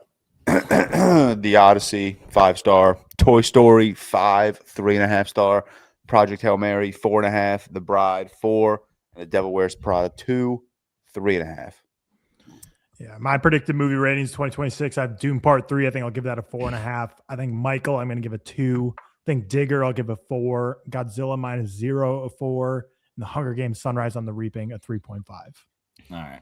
Sloppy list here. I got Spider-Man Brand New Day, I think is a 4. Avengers Doomsday, I think will be a 4. Hoping that's low. Mandalorian and Grogu, a 2.5. Again, hoping it's low, but not feeling hopeful. The Super Mario Galaxy movie, a 4. And then Supergirl, a 4.5. My predicted ratings: Werewolf 4.5, Disclosure Day a 4, Remain at 4, Clayface a 4, and The Social Reckoning a 2-star. All right, so hopefully Mateo can make that. If we hate any of these movies, we're screwed. Well, no, unless we have hate some already. ones that Well, I some got low. 2-star Yeah, there. I just meant our 4s. Yeah, but that's fun though. But that's our predicted ratings in 2026. Now we'll go on to box office. So we're going to review 2025. So again, I added up all of our predicted versus what it actually was. For Avatar, Fire and Ash, that's the only one I had to project. So based on the current box office, the most accurate projection is that it will land at 1.7 billion final. So Seth, your projection, you had Avatar, Fire and Ash, How to Train Your Dragon, Snow White, Tron, Ares, and F1. You predicted 4.7 billion. And it ended up being 3.3 billion. We all overprojected is the theme we're going to find. Yeah, here. it was. Avatar, Fire and Ash. You got to give that time, man. That might It was a rough year at the box office. Yeah. Cam, you had Jurassic World Rebirth, Fantastic Four, Lilo and Stitch, Thunderbolts, and Ballerina. You predicted 4.3 billion and it ended up being 2.9 billion. So you were also 1.4 billion off. We were all like the same amount off. So we all like equally predicted over. Lilo and Stitch helped me out a lot. A Minecraft movie not making $1 billion was crazy, but a Minecraft movie, crazy. Wicked for Good, Captain America, Brave New World, Mickey 17, and Warfare. You predicted 3.3 billion total, and it ended up being about 2 billion. Dude, and then Mickey I predicted 17. This is crazy because I don't remember. George, why I don't did really you remember so specific for the Warfare one? I don't know, but Mickey 17 is such a dog shit pick. Yeah, that was kind of crazy. Zootopia 2. That's Zootopia 2, 1.6. Yeah, I forget like what happens on our podcast episode like a day later. So I definitely didn't remember drafting this because I thought when Zootopia 2's box office came out, I was like, why is this movie making so much money? But I guess clearly I guess I knew it. No, Zootopia is motion, man. And yeah, Zootopia got crazy. Weirdos love that bunny. Well, you went Superman $1 billion as well. So yeah, it's Zootopia 2, Superman, Michael, which is a 0. The rest you actually did really well compared to your predictions because Michael really Zootopia 2 helped me with a 0. The SpongeBob movie's kind of. I haven't heard shit about that. Yeah, it's crazy. I thought that's a surprising one. 1.3. I didn't realize that Tron Ares did so badly. Well, no, I mean, I guess it did. Yeah, badly, it did really bad. Yeah, it's not. But yeah, we all did about the same amount off. But now we'll predict for 2026 box office draft. So again, back to the wheel of names to figure out what order we're going. Names. Cam, George, Tyler. So this one is similar. Like we kind of went for big box office ones, which I'm still going to do here because it's easier to be when you're off by like 100 million, but you're predicting 700 million as opposed to just a small one. It's For sure, yeah. you have more gap for error. So I'm still going to go for my highest picks for box office. But first up, we have George again. Fuck. Brutal. Whose list on the last one? I'll look it up. You don't have to. But whose list made the most money? Tyler's, I think. Yeah, Tyler's did. It is 3.3. Okay. So mine was 2.9. George, Then Cam. No, sorry, Was it Seth the was same order? 3.3, No, y'all. never mind, I was Oh, I thinking- made the most. Yeah. Seth was 3.3. Tyler and I were both 2.9, and then George was 2 billion. Brutal. I get the last pick. So it was George, Cam, Seth, and then Tyler. I'm not going to spin the wheel for myself. George, Cam, Needed. Seth, Tyler, George. What is your first pick, and what do you predict is going to make it to the box office? Listen.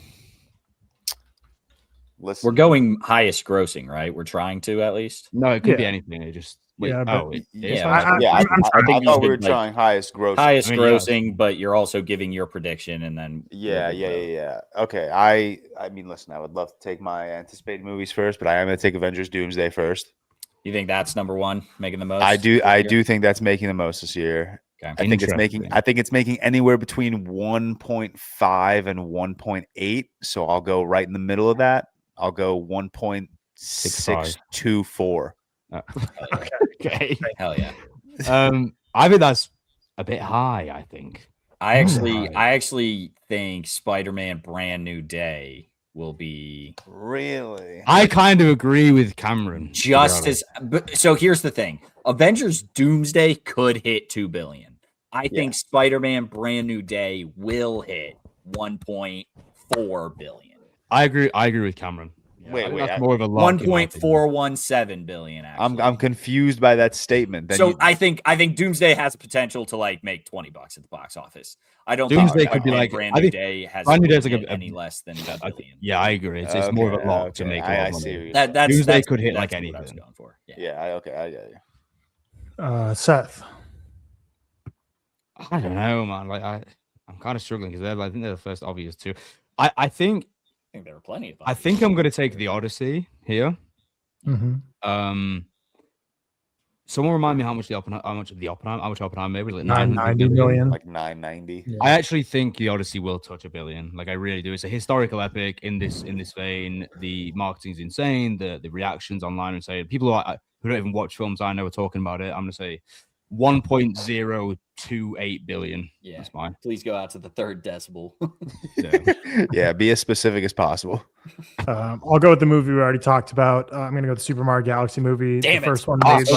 like, Yeah, I forgot. I was hoping you'd forget. Damn. I No, thought you were gonna- first one gonna made make like a 1.3 billion. I think they'll Yeah. still get close, but not quite. Didn't I'm it going make to go more like than that? Oh, fuck. 1.211 billion is where Yeah. I'm going to go. Damn. I was hoping that'd get back to I me. forgot about that, to be honest. No. Yeah, that's annoying. Next, I'm going to go with type of movie that you just put into Chat GPT and is going to make money, and that's anytime they make a live action remake, it makes money. Oh, Jesus. You So say that, Moana, but I Please think this, not Moana 2. I disagree. yeah. I hope that movie makes zero.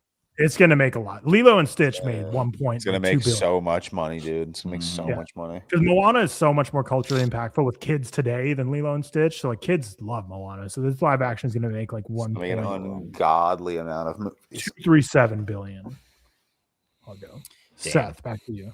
Okay. I'm gonna go for Hold on, wait, quickly. Do we all think all 5 of these will hit a Billy? Do any of us not think that? I'm supposed to do don't that. I think think, my I think prediction 9 is movies. Moana. My prediction is Yeah. Moana doesn't. That's my guess. Okay. Of these 5. I think all Yeah, these yeah. 5 could easily make $1 billion. So Yeah, it's- I think a chunk of films can make a Billy this year.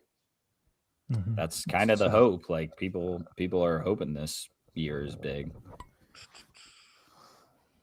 this is kind of tricky now. There's a few. Should I go with the Steph Curry GOAT movie? No. No, $20. no, you shouldn't. Okay. I'm gonna go with Bloody Money, probably. I mean, there are some big ones. Mhm. I think. I mean, can someone remind me what did Dune 2 make? I don't think that made like 700. You made maybe? like 700 million. Yeah, I don't think that one, especially with the third film. I might go. I actually, if someone takes Supergirl, I think they're wrong. I'm gonna go a bit of a bit of a rogue one, maybe. I'm gonna go Coyote and Acme, the one that was like shelved for such a long period of time. I mean, bro, I think bro's- that'll do. That's gonna make compared to Dune. bro's throwing out fake I- movies. No. Did you not see the? I mean, this is reception? real. No, I have no doubt. This Like, got like the craziest fucking interactions and stuff when it was cancelled, when it was shelved. I think this is like, I think that's a crazy pick. I I'm think gonna- so too. think it's crazy. Bold. I love it. What do you think? I like the boldness, but I'm gonna go 715 million. Wow. I honestly, I do not. Do you not remember? Like, I agree. I think it's going to make good money. I don't think it's going to make as much as Dune Part 3. That's my guess. Maybe. I'm Is that not where you're even going, Tim? For your money? I'm not going Dune Part 3. Actually, I'm going to the animated sphere. And I'm going hella IP, and that's Toy Story 5. Oh shit! I am going to look up real quick. Toy Story 4. It made over $1 billion, didn't it? Yeah, it had to. 1.07. It made 1.07 billion. So I'm going to go with 972 billion or million. $3 trillion. The crazy, yeah. The crazy. Cam was off on his yearly predictions by about $950 billion. George, I'll go the Dune Part 3 route. Yeah, damn. I don't know if it's gonna hit $1 billion, so I'll go just slightly shy of $1 billion. I'll go 966 million. Yeah, I don't know. I'd be surprised if it gets there, but cool. It'd be cool if it did. I mean, I would love for it to get there, but I just don't see that happening. I'll go the slop route. I mean, I've gone the slop route my entire draft, but I'll throw out the Mandalorian and Grogu. I feel like any Star Wars IP, I just feel like is gonna make money, and I don't know if it's gonna make. I think that'll make like 50 million or some shit. No. I was getting like 300 million or something. I'll go 692 million. I think that makes some money. I don't know. The only Star Wars movie that really didn't do well is Solo. Like Rogue One made $1 billion. All the trilogy made over $1 billion. Made $1 billion. What did Rogue One made $1 billion? Yeah. That's kind of crazy. Rise of Skywalker also is the last live action theater Star Wars, right? Yeah. And it was 7 years ago. 20. Yeah. So people could come out, but there is homework for this one. People kind of have to know the Mandalorian story, so I think that might deter some people. But yeah, I think 692 is a pretty. I did want it, but I'm gonna go with. All right, people are talking about this thing like it's gonna make money. I don't know where. I think. Huh? I'm gonna take The Devil Wears Prada 2. Okay. I'm not. People are talking about this like it's gonna make money. I'm like, again, I quote tweeted one tweet however long back, and they were like talking about how big the box office was going to be. And it was Avengers Doomsday, Dune Part 3, The Odyssey, Spider-Man, The Devil Wears Prada 2. And I'm like, all right, what's going on here? I'm going to say 624 million. It's a hefty sum of change, right? Yeah, I'm really hoping movies are back. I'm going to take one that I think I took or someone else took in the previous one. I'm going to take Michael. I'm going to pull out Michael. Yeah, there you go. Tyler, remind me what someone, I don't know if it was me. Remind me what we took last time. I picked 750 million. So I'm going to go a little bit higher, but I don't think, originally I thought it was going to make $1 billion. I'm not sure anymore because of the delays and the splitting of the two films, whatever. I'm going to go 828. I think it's going to make a lot of money, but I think it's still going to be lower than like Bohemian Rhapsody, which is kind of crazy in hindsight. Yeah.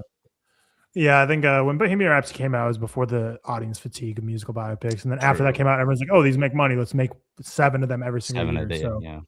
But I mean, it is Michael, the biggest pop star on the planet. So it definitely has a chance. I'm going to go with the movie that I still think has a chance to touch $1 billion. I don't think it'll get there, but the last 3 movies in theaters for it were right above 900 million. And this one will be Minions 3. So I was going to take Minions 3 as my last pick. Minions 1 and 2. I think one of them made over $1 billion. They were both above 900 million. Yeah.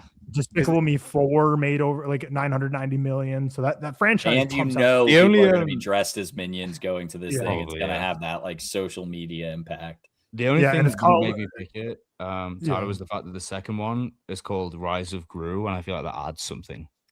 Yeah, but do you know what this one's called? No. Minions and Monsters. I feel like that might add some more to this. It's the Gru effect, I think. The Gru effect's got to add something, you know? I think that's a good pick. I'm going 937 million. Isn't that like that's like the same as the second one, isn't it? I think something like that. Yeah, I think the second one actually made a little bit more than that. But I will now go to more slop, but I don't think we have much like high ranking slop left. I'm gonna go with let's see, what will I predict? I'll predict 700. I'll pick 700 million for Jumanji. The Jumanji sequel. Jumanji and 700 million. I'm going to start the time out. This is three Manji. There's Yeah, already this is three. Well, it's three Manji technically. There's isn't it? already Juman been 3. Juman 3. Juman 3. Yeah, there you Wait, go. how much did the first Jumanji make? Juman That's a lot. 3. I'll tell you. Yeah, tell me. No, not the first one. I mean, so Cam, Yeah, the no, first, I got you. the first rock one. Yeah. Yeah, the first rock one. I haven't seen either.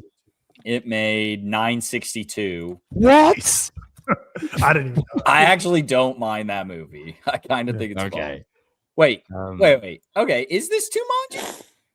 No, it is. Where 'cause there was- This is the third The Rock of movie. the- This is the of the fourth films. Jumanji movie. That's what I'm saying. I swear Wait, there's it's the three, fourth but one? I thought it was the third one. Jumanji Welcome to the Jungle, and then Jumanji, like, I can't find the second though. The next level. so That It's Jumanji. It's yeah, the next level. So this is the third. It is Juman 3. Yeah, Okay. Jumanji, the next Jumanji level 3. was- Isn't this Alright. technically the fourth one? Because there was an Because original one as well. this one had It's the Nick fourth Jonas. The second one had Nick Jonas, I swear. One. Wait, I think I remember seeing that actually. Now you Yes, say Nick and Jonas. Aquafina. Yeah, I didn't hate the first Jumanji. Didn't hate. Kind of. Seth, what are you going next? I'm gonna go with the. You'll have to remind me the title. I'll go. I'm gonna, the new Hunger Games film. Hunger Because I know Games the Uprising. book is like people go crazy, and obviously the book came out like fairly recent, I think. So I think it's well timed culturally. I know the last Hunger Games film didn't do like a crazy thing; it's like 400 million or something. I'm gonna go 612. I think that's gonna do really, really well. I think it's one of the big ones. 612 million. 612 million. Cam, where we got? Yeah, going to Supergirl. Superman made 700 million. I think obviously people are sexist and like overseas is sexist, so I'm gonna go 500 million. I have a feeling that one's gonna do really badly. I think compared to Superman. I don't know why. I just feel like I'm gonna go 498 million for Supergirl. Okay. George, your final two. Interesting. Final two. All right, I'm going to throw out something that I think might not make a lot of money, but I think this franchise has a lot of shooters, and that's Zach Kreger's Resident Evil film. Oh, I thought you were going to say Terrifier for some reason. No, actually, that movie will make $4. Terrifier? And I'm No, going to Terrifier go on the made lower end. I'll go 235 million. Would you just go? Sorry, Resident Evil. Yeah.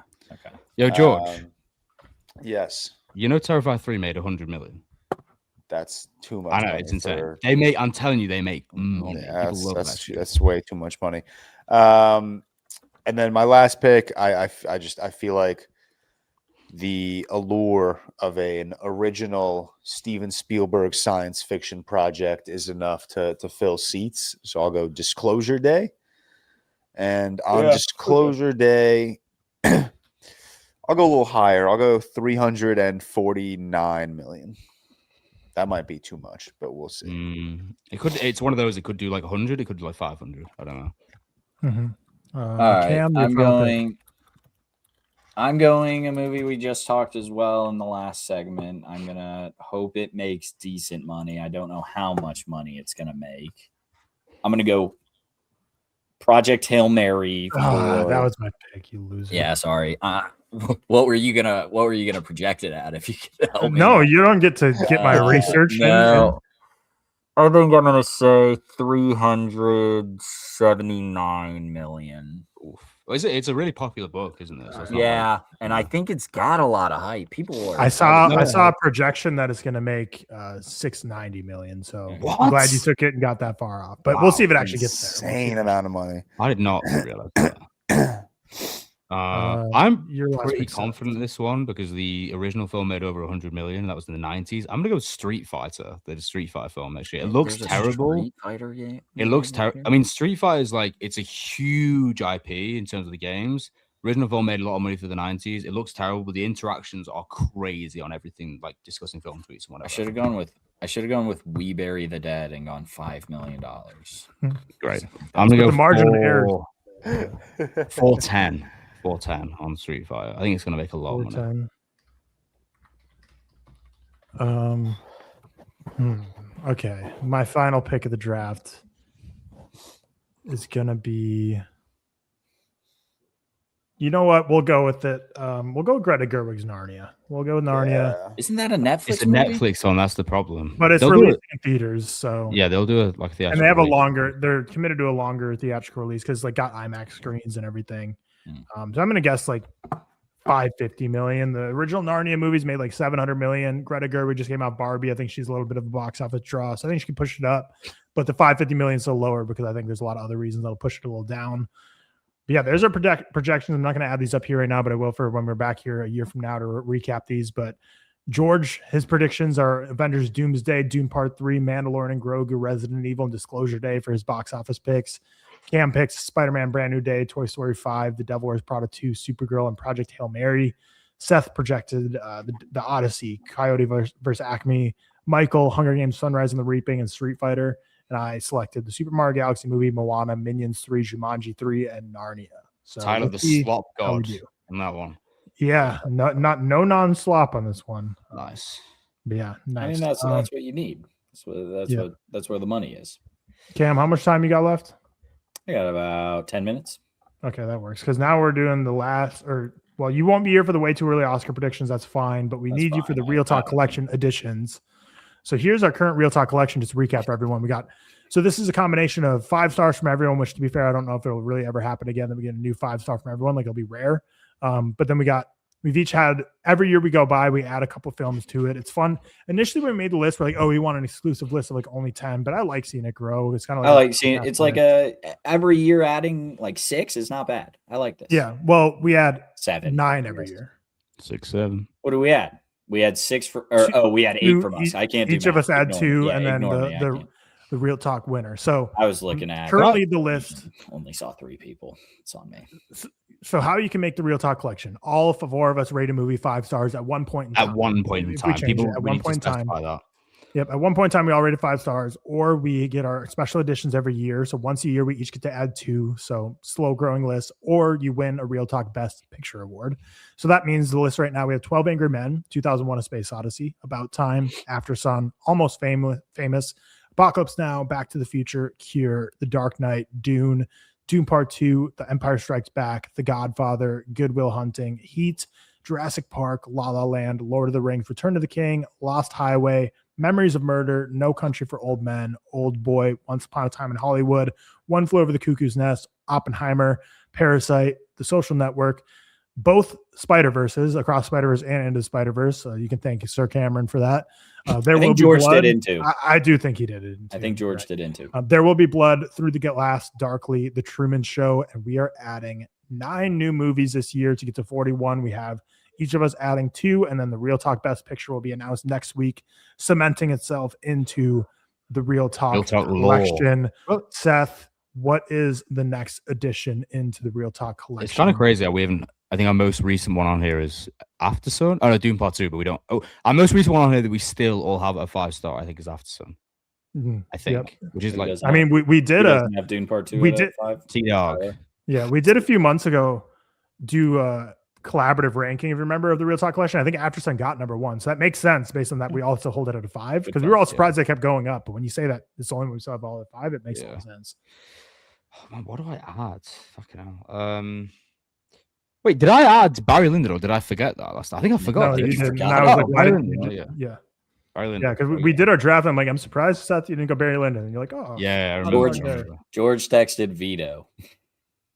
He actually texted them. Yeah, I don't know where he's at right now. Yeah, I'll be back in a sec. Okay, we'll just jump to Cam. Cam, what is? Yeah, I have mine ready to roll. I'm gonna go a couple 100 out of 100s for me. The first being Knives Out. Mid. Take Wake Up Dead Man instead. No, this Knives Out way better than Wake Up Dead Man. No. Knives Out, perfect movie in every way. Love it dearly. Yeah, I would still have Knives Out or Wake Up Dead Man, but it's close. And then we'll go to me next. So I will add in. Let's see, make sure it's not in here. Yeah, I'm gonna go with what most recently in the past year or so entered my small rotation of these films are maybe my favorite film of all time, depending on the day you ask me. Because I've always struggled with that. People have always like, when you're a movie person that likes movies, people always go like, when their first question, I was like, oh, what's your favorite movie of all time? I've never had like one to go to. That's why I kind of adopted La La Land. I was like, yeah, I mean, I've been loving this. This is entered my rotation of like, when people ask, I'm like, yeah, it's one of my favorite movies of all time. And I don't think Hitchcock is on this list yet. So I'm going to go with Rear Window is being added to the ReelTok Collection. The Rear Window. George, what are you adding to the ReelTok Collection? Yeah.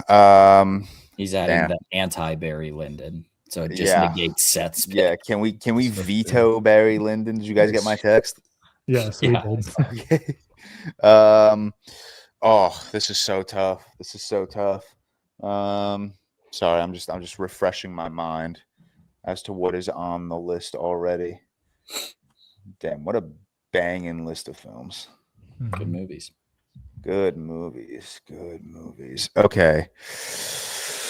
All right, my first pick, I feel as though this list needs more animation. No, I got you. So I don't think we do, man. I think this list needs more animation. So in my mind, I am going to go with what I consider to be a perfect animated film, a timeless classic. Monsters University, a timeless classic. Maybe. I'm going to go Batman: Mask of the Phantasm. Hell yeah. I don't mind. Yeah, it's a good film. It's great. I think that movie crazy pull. I was not prepared. I was just looking through, and all I see is 2 animated films. That's all I see. I thought you were going to take Batman and Scooby Doo. Then that would have been cooler, though. You should take Batman. Batman and Scooby Doo would be cooler. Yeah.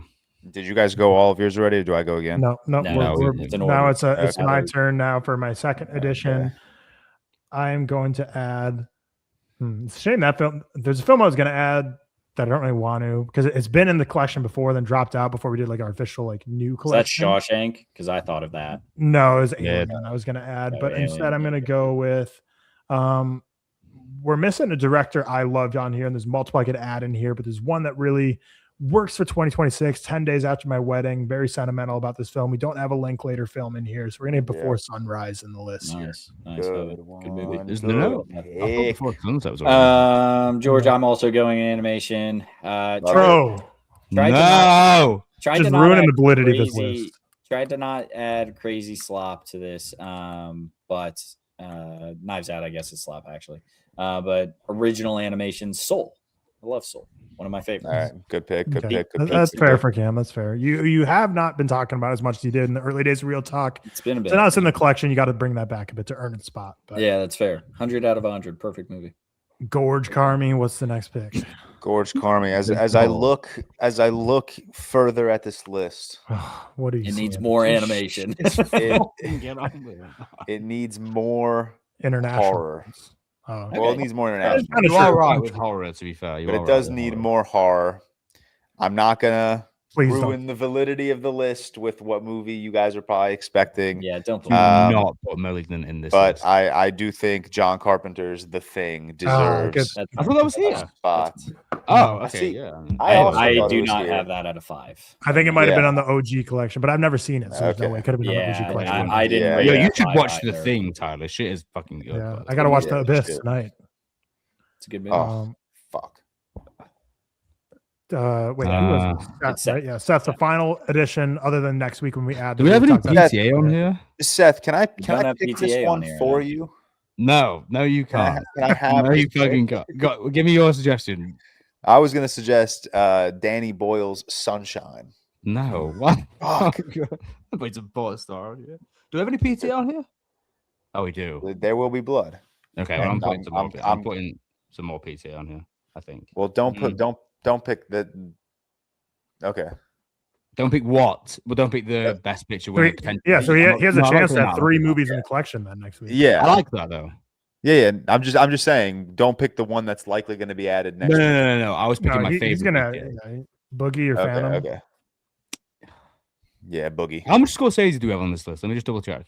Yeah, we don't need any Scorsese. We have Goodfellas, right? Or no? No, we have 0. Oh, put Silence on that immediately. We have 0. No, actually, I'm gonna do a cool pick. Put After Hours in this thing. Yes, Put but After Hours in this thing right now. That's a great pick, Seth. That is crazy that we don't have Great any pick. Scorsese on this Yeah, list. that is Yeah, kinda that's crazy. a Good good choice. pick. All right. Love y'all. Yep. Enjoy All right. predicting. Enjoy. Cam, I just opened Instagram and Poobity is the first post. Did you know that ticking noises on Interstellar represent? Hell yeah. Best actor, Robert Downey Jr. Bring the doom by y'all. Stop. Right, going on that, I'm not going to delete him from this. We're going to fill in Cam's quickly. So we're doing our way too early Oscars predictions. Can we fill in like Picture. absolute nonsense? Just actress. Who's Millie Alcock for Supergirl. Obviously. Yeah, Millie Alcock for Supergirl. No, Downey Jr. should be Best Supporting Actor. Oh yeah, that's true. Actually, he's not going to be there. And then Best Actor, put in Dwayne Johnson for Jumanji 4. He's a contender after this. He is a contender. And then for Best Supporting Actress, throw in Sigourney Weaver for The Mandalorian and Grogu. What is she in that? Is she Grogu? I have no idea. I didn't know she was. No, Grogu does Grogu speak? I've never seen anything Grogu. I don't know. And then for Best Director, throw in Owen Patnod for 10 Dates. Nice. The thing is, I don't know if that. I don't think that's releasing in 2026. That's not releasing in 2026? Shit. Okay, so. Throw in who's a funny Best Director? What's some dog? Who's directing fucking Toy Story or something? No, but that actually could be nominated. We couldn't. Throw in David Frankel for The Devil Wears Prada 2. Okay. Since he drafted it, David Frankel. The Devil Wears Prada 2. All right, now to the real draft here. Okay. Way too early. 2027 Best Picture or Oscars predictions. This is predictions. Okay. Well, yeah. Okay. Let me lock in. We're going back to the wheel names. Tyler, go to the wheel names. So George has gotten a three-peat of, or two in a row of getting the first pick. Did we do these last year as well or not? I don't think we did Oscars last year. I don't know. Trying to build on. Oh my God, you got to be kidding me. Wow. I got to clear my cache after. To be fair, I don't know if there's like an obvious one anyway. So it's like, I think one. I don't think there's an obvious either. But there's it's always funny looking back on Oscar predictions because it's always like. I mean, even a couple months before the Oscars, it's complete nonsense. Like, dude, I remember November when people were like, "Cancel the Oscars. Hamnet wins Best Picture. It's a boring award season." It's like probably not even going to win anymore. It's not even happening. Yeah. It's not even a top 2 favorite anymore. Okay. I love keeping it this format so people just see the graphic. They'll think like in a snake draft order. Yeah. George, what's your pick? You don't have to go in order of the picture through director, obviously. No, I know. I'm gonna go. I mean, I'm obviously gonna go from the Odyssey, but I'm not gonna go director or picture. I'm gonna go Matt Damon for Best Actor. I wouldn't, because I feel like he's someone who's overdue for an acting Oscar, and this just feels like it's a physical performance. It's obviously an incredibly iconic role. I feel like if he's gonna win for anything, it would be the Odyssey. I'm also gonna do my Best Actor prediction. And it's an actor who's overdue, working with a director that is bread and butter, is getting people Oscars, and that's gonna be Tom Cruise for Digger. Yeah, very nice. Yep. Seth. I'm actually gonna go direct, so I'm gonna say Inarritu, just because that guy, you know, has he won director before? Yeah, I think he won back-to-back years. He won back-to-back for Birdman and Revenant. Okay, they love that fucking guy. Shit was crazy. Yeah, they do love that guy. Cam picked Millie Alcock for Supergirl. If you're listening, that was a crazy pick. Oh, that is so funny. There's nothing really standing out to me as like an Oscar film, to be honest. Yeah, we don't know. We don't know anything. Who'd you take, Tyler? You took Tom. Fuck. I'm gonna go. I'm gonna go Best Actress, and I'm gonna say that Margot Robbie wins the Oscar for Wuthering Heights. Wuthering Heights. Yeah, I mean Emerald Fennell's like She won. You know, they've been nominated. Did Saltburn get nominated a few times? Wait, sorry, who did you say? Did you say who are you predicting? Margot Robbie for Wuthering Heights. Did Saltburn get nominated? Anything? I don't remember. I don't know if Emerald Fennell has been nominated. No, she won one for A Promising Woman, didn't she? Oh, she won screenplay. Yeah. And then what's her name won? Did she win lead actress? No, she did not. No, she was nominated, wasn't she? Yeah, she was not. That was I think that was the year Nomad. I think that was the year Frances McDormand won. Yeah, it was 2020, 2021. Yeah. It's kind of hard. Yeah, I was looking up lists to see if anyone had predictions, and The Ringer has a fake list out. That was really funny, and I mean, Googling to see, I was like, are these real movies? But no, they're absolutely not real movies. Like, for example, they predicted for Best Actress, they predicted Eva Mendes for The Place Beyond the Pines. So like, there's no way it's a real movie. That's actually funny as fuck. So Sam Donsky, whoever you are, wrote this. Wait. Yeah, I'm confused. I don't know. This because this said they wrote in 2016, which I think is wrong. So maybe, yeah, I don't know what this list is. Whatever. Shout out The Ringer. So it's me now, right? Yeah, I'm gonna go with the supporting actor pick. I'm gonna go with Benny Safdie for The Odyssey. I think. Wow. I think he's gonna come back with the Force in 2027 to reclaim some aura he's lost from his brother dominating him. Wow. Agamemnon. Thanks, I appreciate it. Thank you. Yeah, George. My back-to-back, I'm going to be delusional, and I'm just going to assume Dune Part 3 gets the Return of the King treatment and wins everything. So I'm going to go director and picture for Dune Part 3. Boring. Yeah, I'm sorry. I'm going to be boring, but I want to be delusional. All right. Mm-hmm. Dune Part 2 nominated for like 13 Oscars, but somehow Denis didn't get nominated for Best Director. Well, apparently Sinners, according to Variety, might be the most nominated film ever. Yeah, Sinners might cop 15 noms. Yeah. Let's see. Dang. There's just no other Best Picture that's like jumping out at me. But I'm gonna go with. Man, would they be crazy enough to give Christopher Nolan back-to-back Oscars? Would they just be insane enough to do that? Don't be boring. I think that'd be. I mean, they did it for Alejandro. I don't think they would be, but they are going to give the Oscar, in my prediction, to someone who's won one before, but it's been 30 years. I think Steven Spielberg for Disclosure Day. I don't even believe this, so I'm saying it out loud, but I'm throwing it out there. Disclosure Day, Steven Spielberg. Seth, you have picture, actor, and supporting actor and supporting actress. I'm going to hit you with a really weird Best Picture win. I'm going to say Cry to Heaven, directed by Tom Ford. That's my Best Picture winner. My dude is the reason I'm saying that, hear me out. Big historical adaptation, star-studded cast, period piece. I can just see it. I can see it. Okay. Also, Adele is in it, which is kind of fucking weird. I don't know. And then, Jesus, man, what have I left? Supporting actress. Okay.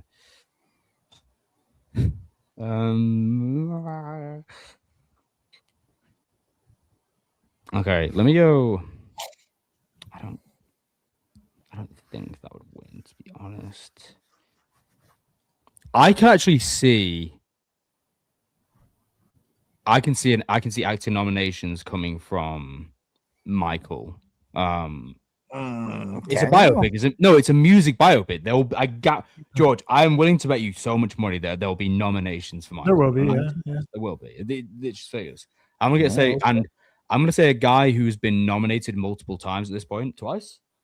Coleman Domingo winning supporting actor for Michael. I don't think that's outside the realm of possibility. Been nominated multiple times. Seen as due one musical biopic playing a real person. I can see it. Interesting. I will go with my supporting actress.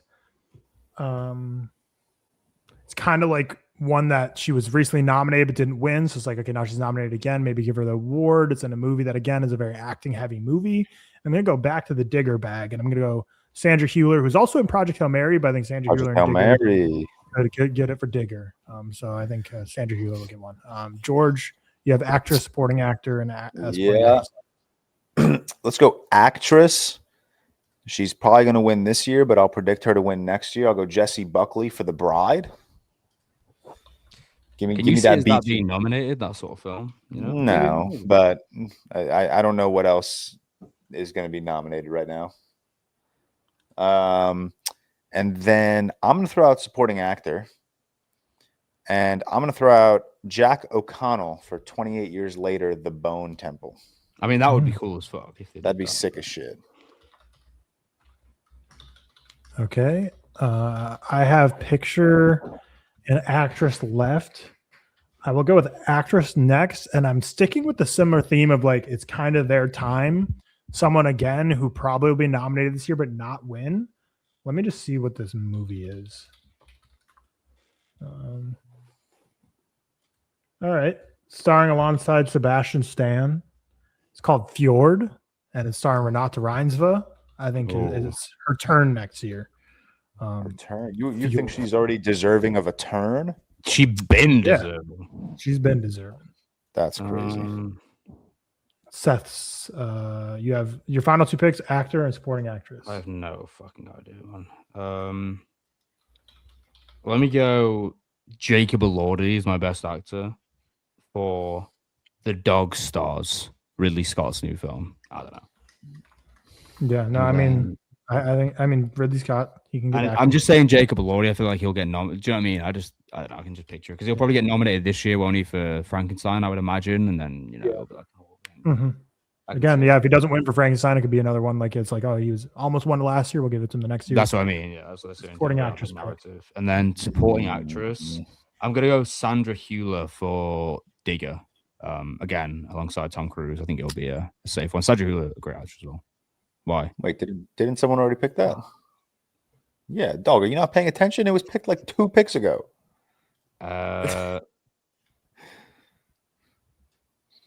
Open your eyes. What are you showing me? Come on. Sorry, Tyler. My bad. I'm really trying to concentrate on I can't find shit. That was a good pick though, Tyler. That's your I picked it. Yeah, the Sandra Hüller one. Good pick. Cheers. Was that a good pick? I think so. Yeah, for sure. You could go back to the Dog Stars cast. No, I'm gonna go to John Patton. No, fucking no, I'm not going to that shit. What is that? Fuck, man. Disappointing. Okay, let me go. Okay, let me go. Bro, this means nothing. Just pick something. Okay, let me go. Wait, no, she's the lead. Sorry, I was gonna go with the drama, that A24 film with Okay, I'll go Anne Hathaway for The Devil Wears Prada 2. Nice. Or is she the lead? If she's definitely the lead, but okay, nice. go with Emily Blunt or Meryl Streep then. One of the fucking, I don't know. I hadn't even seen the first one, so I have no idea. I don't even know if Emily Blunt's in the new one. I'm assuming she is. She's in the cast list, so yeah. We'll give you a 2 for 1 on that one. We're gonna say Emily Blunt and Meryl Streep. Wow, I appreciate it. For Best Picture, I'm gonna go with a movie directed by a guy who the Oscars love. 2 films ago, they adored him and gave him a ton of awards. Last film he made got a ton of nominations, no awards. I think they're gonna circle back this time. I'm gonna go Wild Horse 9, directed by Martin McDonagh. Ooh. My prediction for Best Picture. Drama. I'm on the most anticipated on Letterboxd, and that's probably not got a release date on. That's really good. Although, Tyler, I will say it's not a definite this year though, so it could come back to bite. I mean, I'm taking a gamble a bit. I like it. I mean, it's a great pick. I mean, I was going to go like the way of the wind, but that's certainly not going to be type. Yeah, that's not even coming out in the next 3 years. Way too early 2037 Oscars predictions. We'll pull a ringer and just predict 10 years out. Supporting actress, George, what's your prediction? Supporting actress, I will go Zendaya for The Odyssey.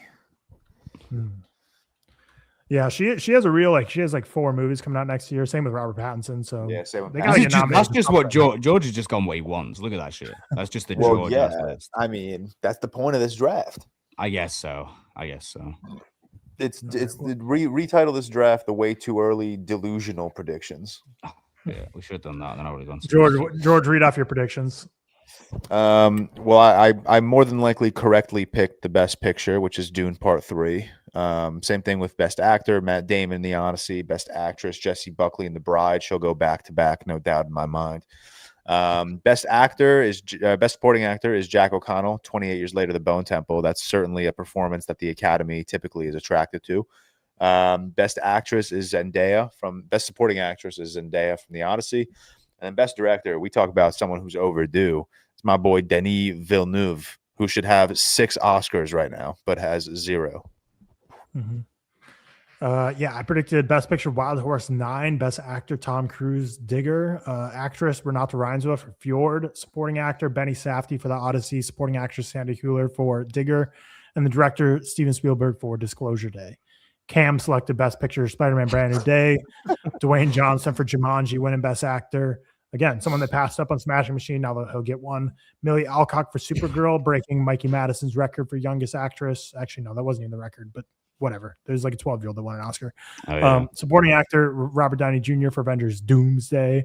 Supporting Actress Sigourney Weaver, Mandalorian Grogu. Didn't even know she's in that movie. And Director David Frankel for The Devil Wears Prada 2. Seth, what were your picks? I picked Picture Cry to Heaven, Tom Ford. Actor Jacob Elordi, The Dog Stars. Actress Margot Robbie in Wuthering Heights. Supporting Actor Colin Domingo in Michael. Supporting Actress Emily Blunt / Meryl Streep / Anne Hathaway. I'm taking a 3-parter in The Devil Wears Prada 2, and then Director Alejandro Inarritu in Fort Digger. Yeah, nice. Yeah, well, that'll do it for like the screen sharing portion of the episode, which was a lot. Didn't fully get the trailers and movie news prep, but there were some stuff to talk this week. But let's just start with what I already have up there. So we got the trailer for The Rip, that new Ben Affleck, Matt Damon, Stephen Yeun, Tiana Taylor movie coming on Netflix January 16th. What are your thoughts on The Rip? I don't think I saw this, to be honest. It's going to be the best 3-star. Whoa. I like that. That's tough. Should we try this out going forward? Yeah, we should. It'd be way better for clips. It's so close. This is so sick. Wow, I'm going to tend to my beard.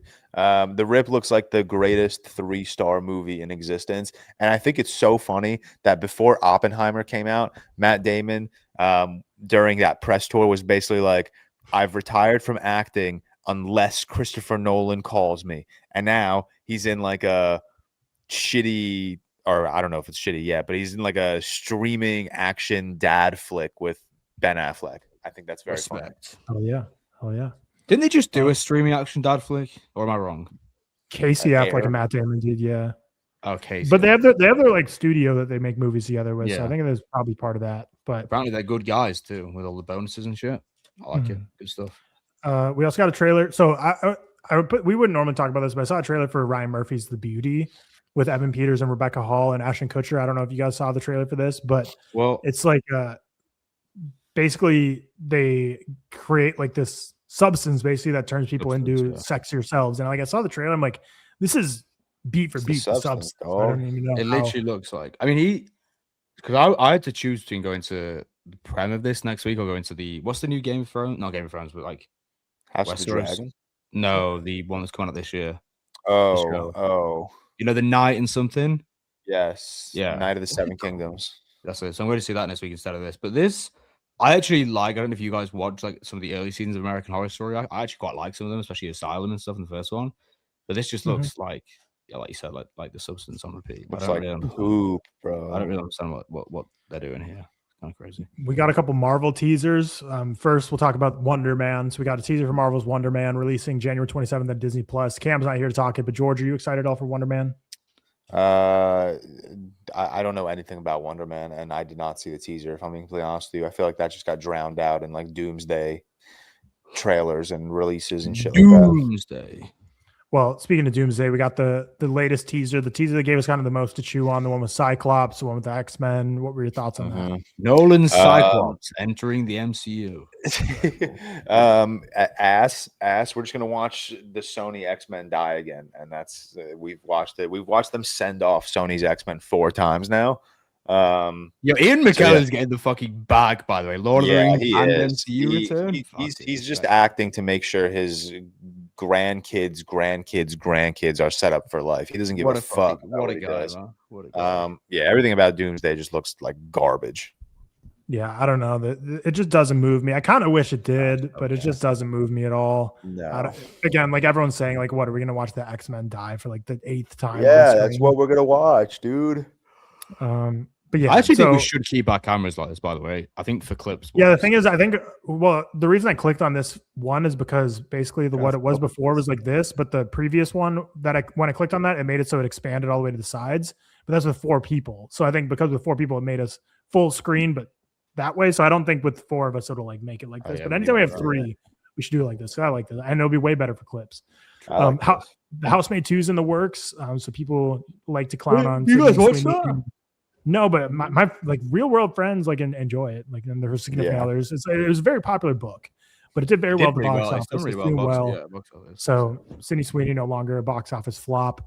Sebastian Stan is in the Batman Part 2 as Two-Face. Well, he was. I don't think he'll be Two-Face in this one. No, that was confirmed. It was. Well, Harvey Dent, but not Two-Face. Oh, Harvey Dent. Yeah, you're right. Sorry, no, I thought you were. So I don't think he'll be. Yeah. Two-Face. No, I would until the 3rd film. Because I feel like this one they'll do the whole like maybe because I think my prediction right now is like it's the same thing with the Joker. I think the Joker will be in Batman Part 2, but he's not going to be like the big bad. He won't be the big bad until Part 3. So do I think they're going to do that? Yeah, I think Court of Owls. But I could also be completely wrong. But if I'm right on the Joker, it's like, do I think they're going to do the same thing for 2 of our biggest characters? Like do I think they're going to tease Joker and Two-Face in Part 2 and then give us like a long Halloween type movie in Part 3? Maybe that's a possibility. But I don't know. I genuinely do not know what direction they're going to go in. Sebastian Stan's a really cool choice, though. I like that a lot. It's a really good casting. Like I feel like he just he works. Yeah, I like it a lot. So I'm excited. Everything about this film makes me more excited, as everyone else. You know. Yep. We also got more details on Beef Season 2. It's releasing April 16th on Netflix. The series is following a young couple, Charles Melton and Kaylee Spaney, who witnessed an alarming fight between their boss and his wife, Oscar Isaac and Carey Mulligan. This is one that had a lot of casting rumors. I think initially it was like Jake Gyllenhaal was supposed to be in it and missed it out. But overall, I think, Oscar Isaac, Carey Mulligan, Charles Melton, Kaylee Spaney is a great quartet. And I really like Beef Season 1. I think we all like Beef Season 1. I really like Beef Season 1. I really enjoyed it. So I'm excited. I'll definitely watch this for sure. See if they can keep the momentum going in this anthology-style series.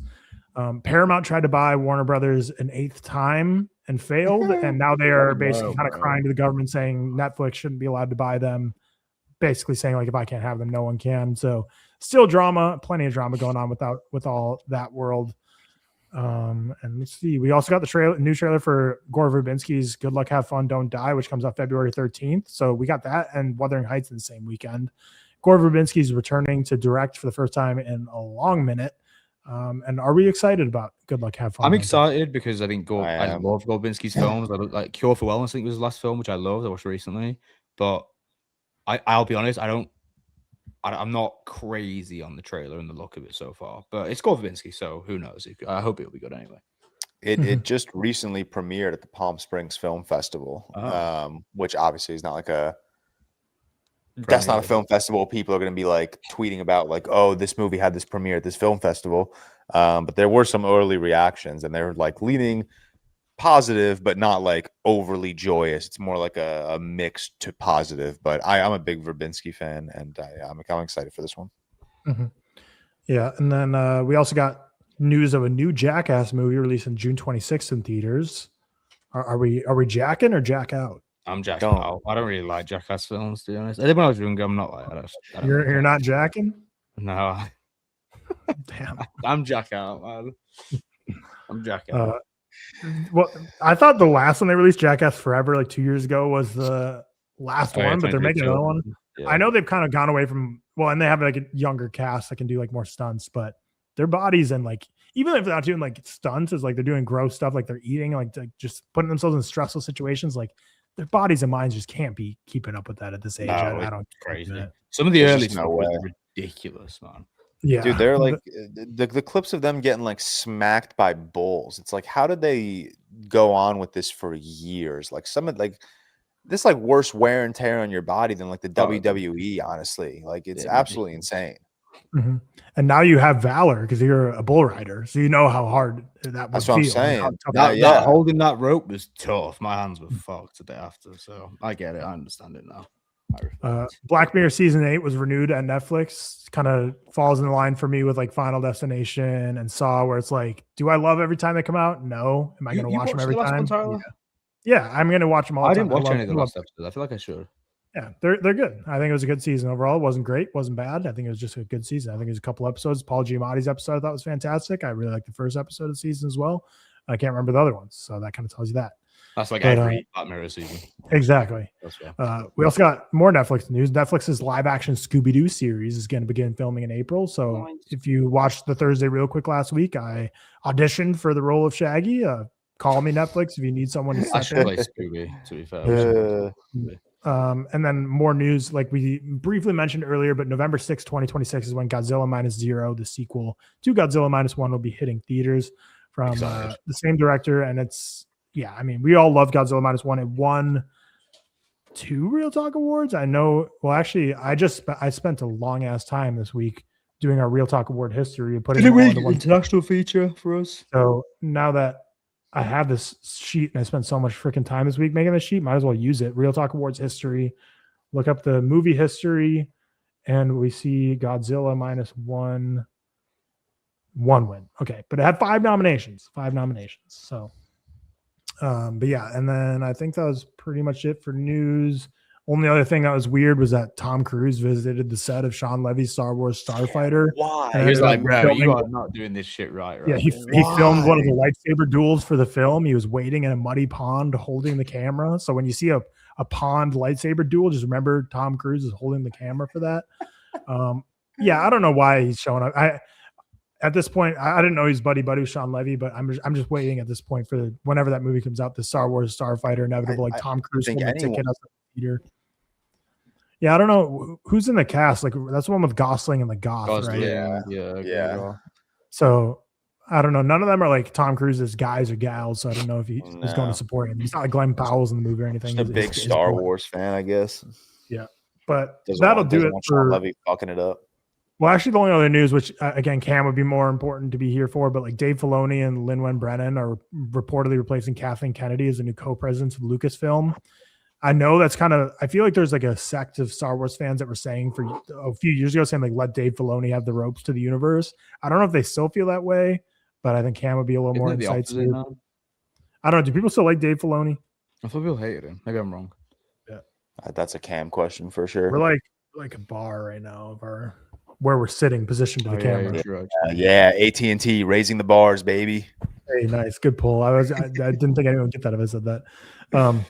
Yeah, executive producers, shout out to you for making this work as always. We got Ollie Powell, Harry Whitehouse, Cole Beaver, Cody Whitney, and Stefan Johnson. Thank you for supporting the podcast each and every week. And with that, on Thursday, we'll be doing our next installment of the best actors of all time tier list. It has been far too long. Cam will not be here to meddle in our business. It's going to be us 3 making it work. And then Friday on Patreon, Real Patreon episode 102, exclusive episode, Jerry Maguire review.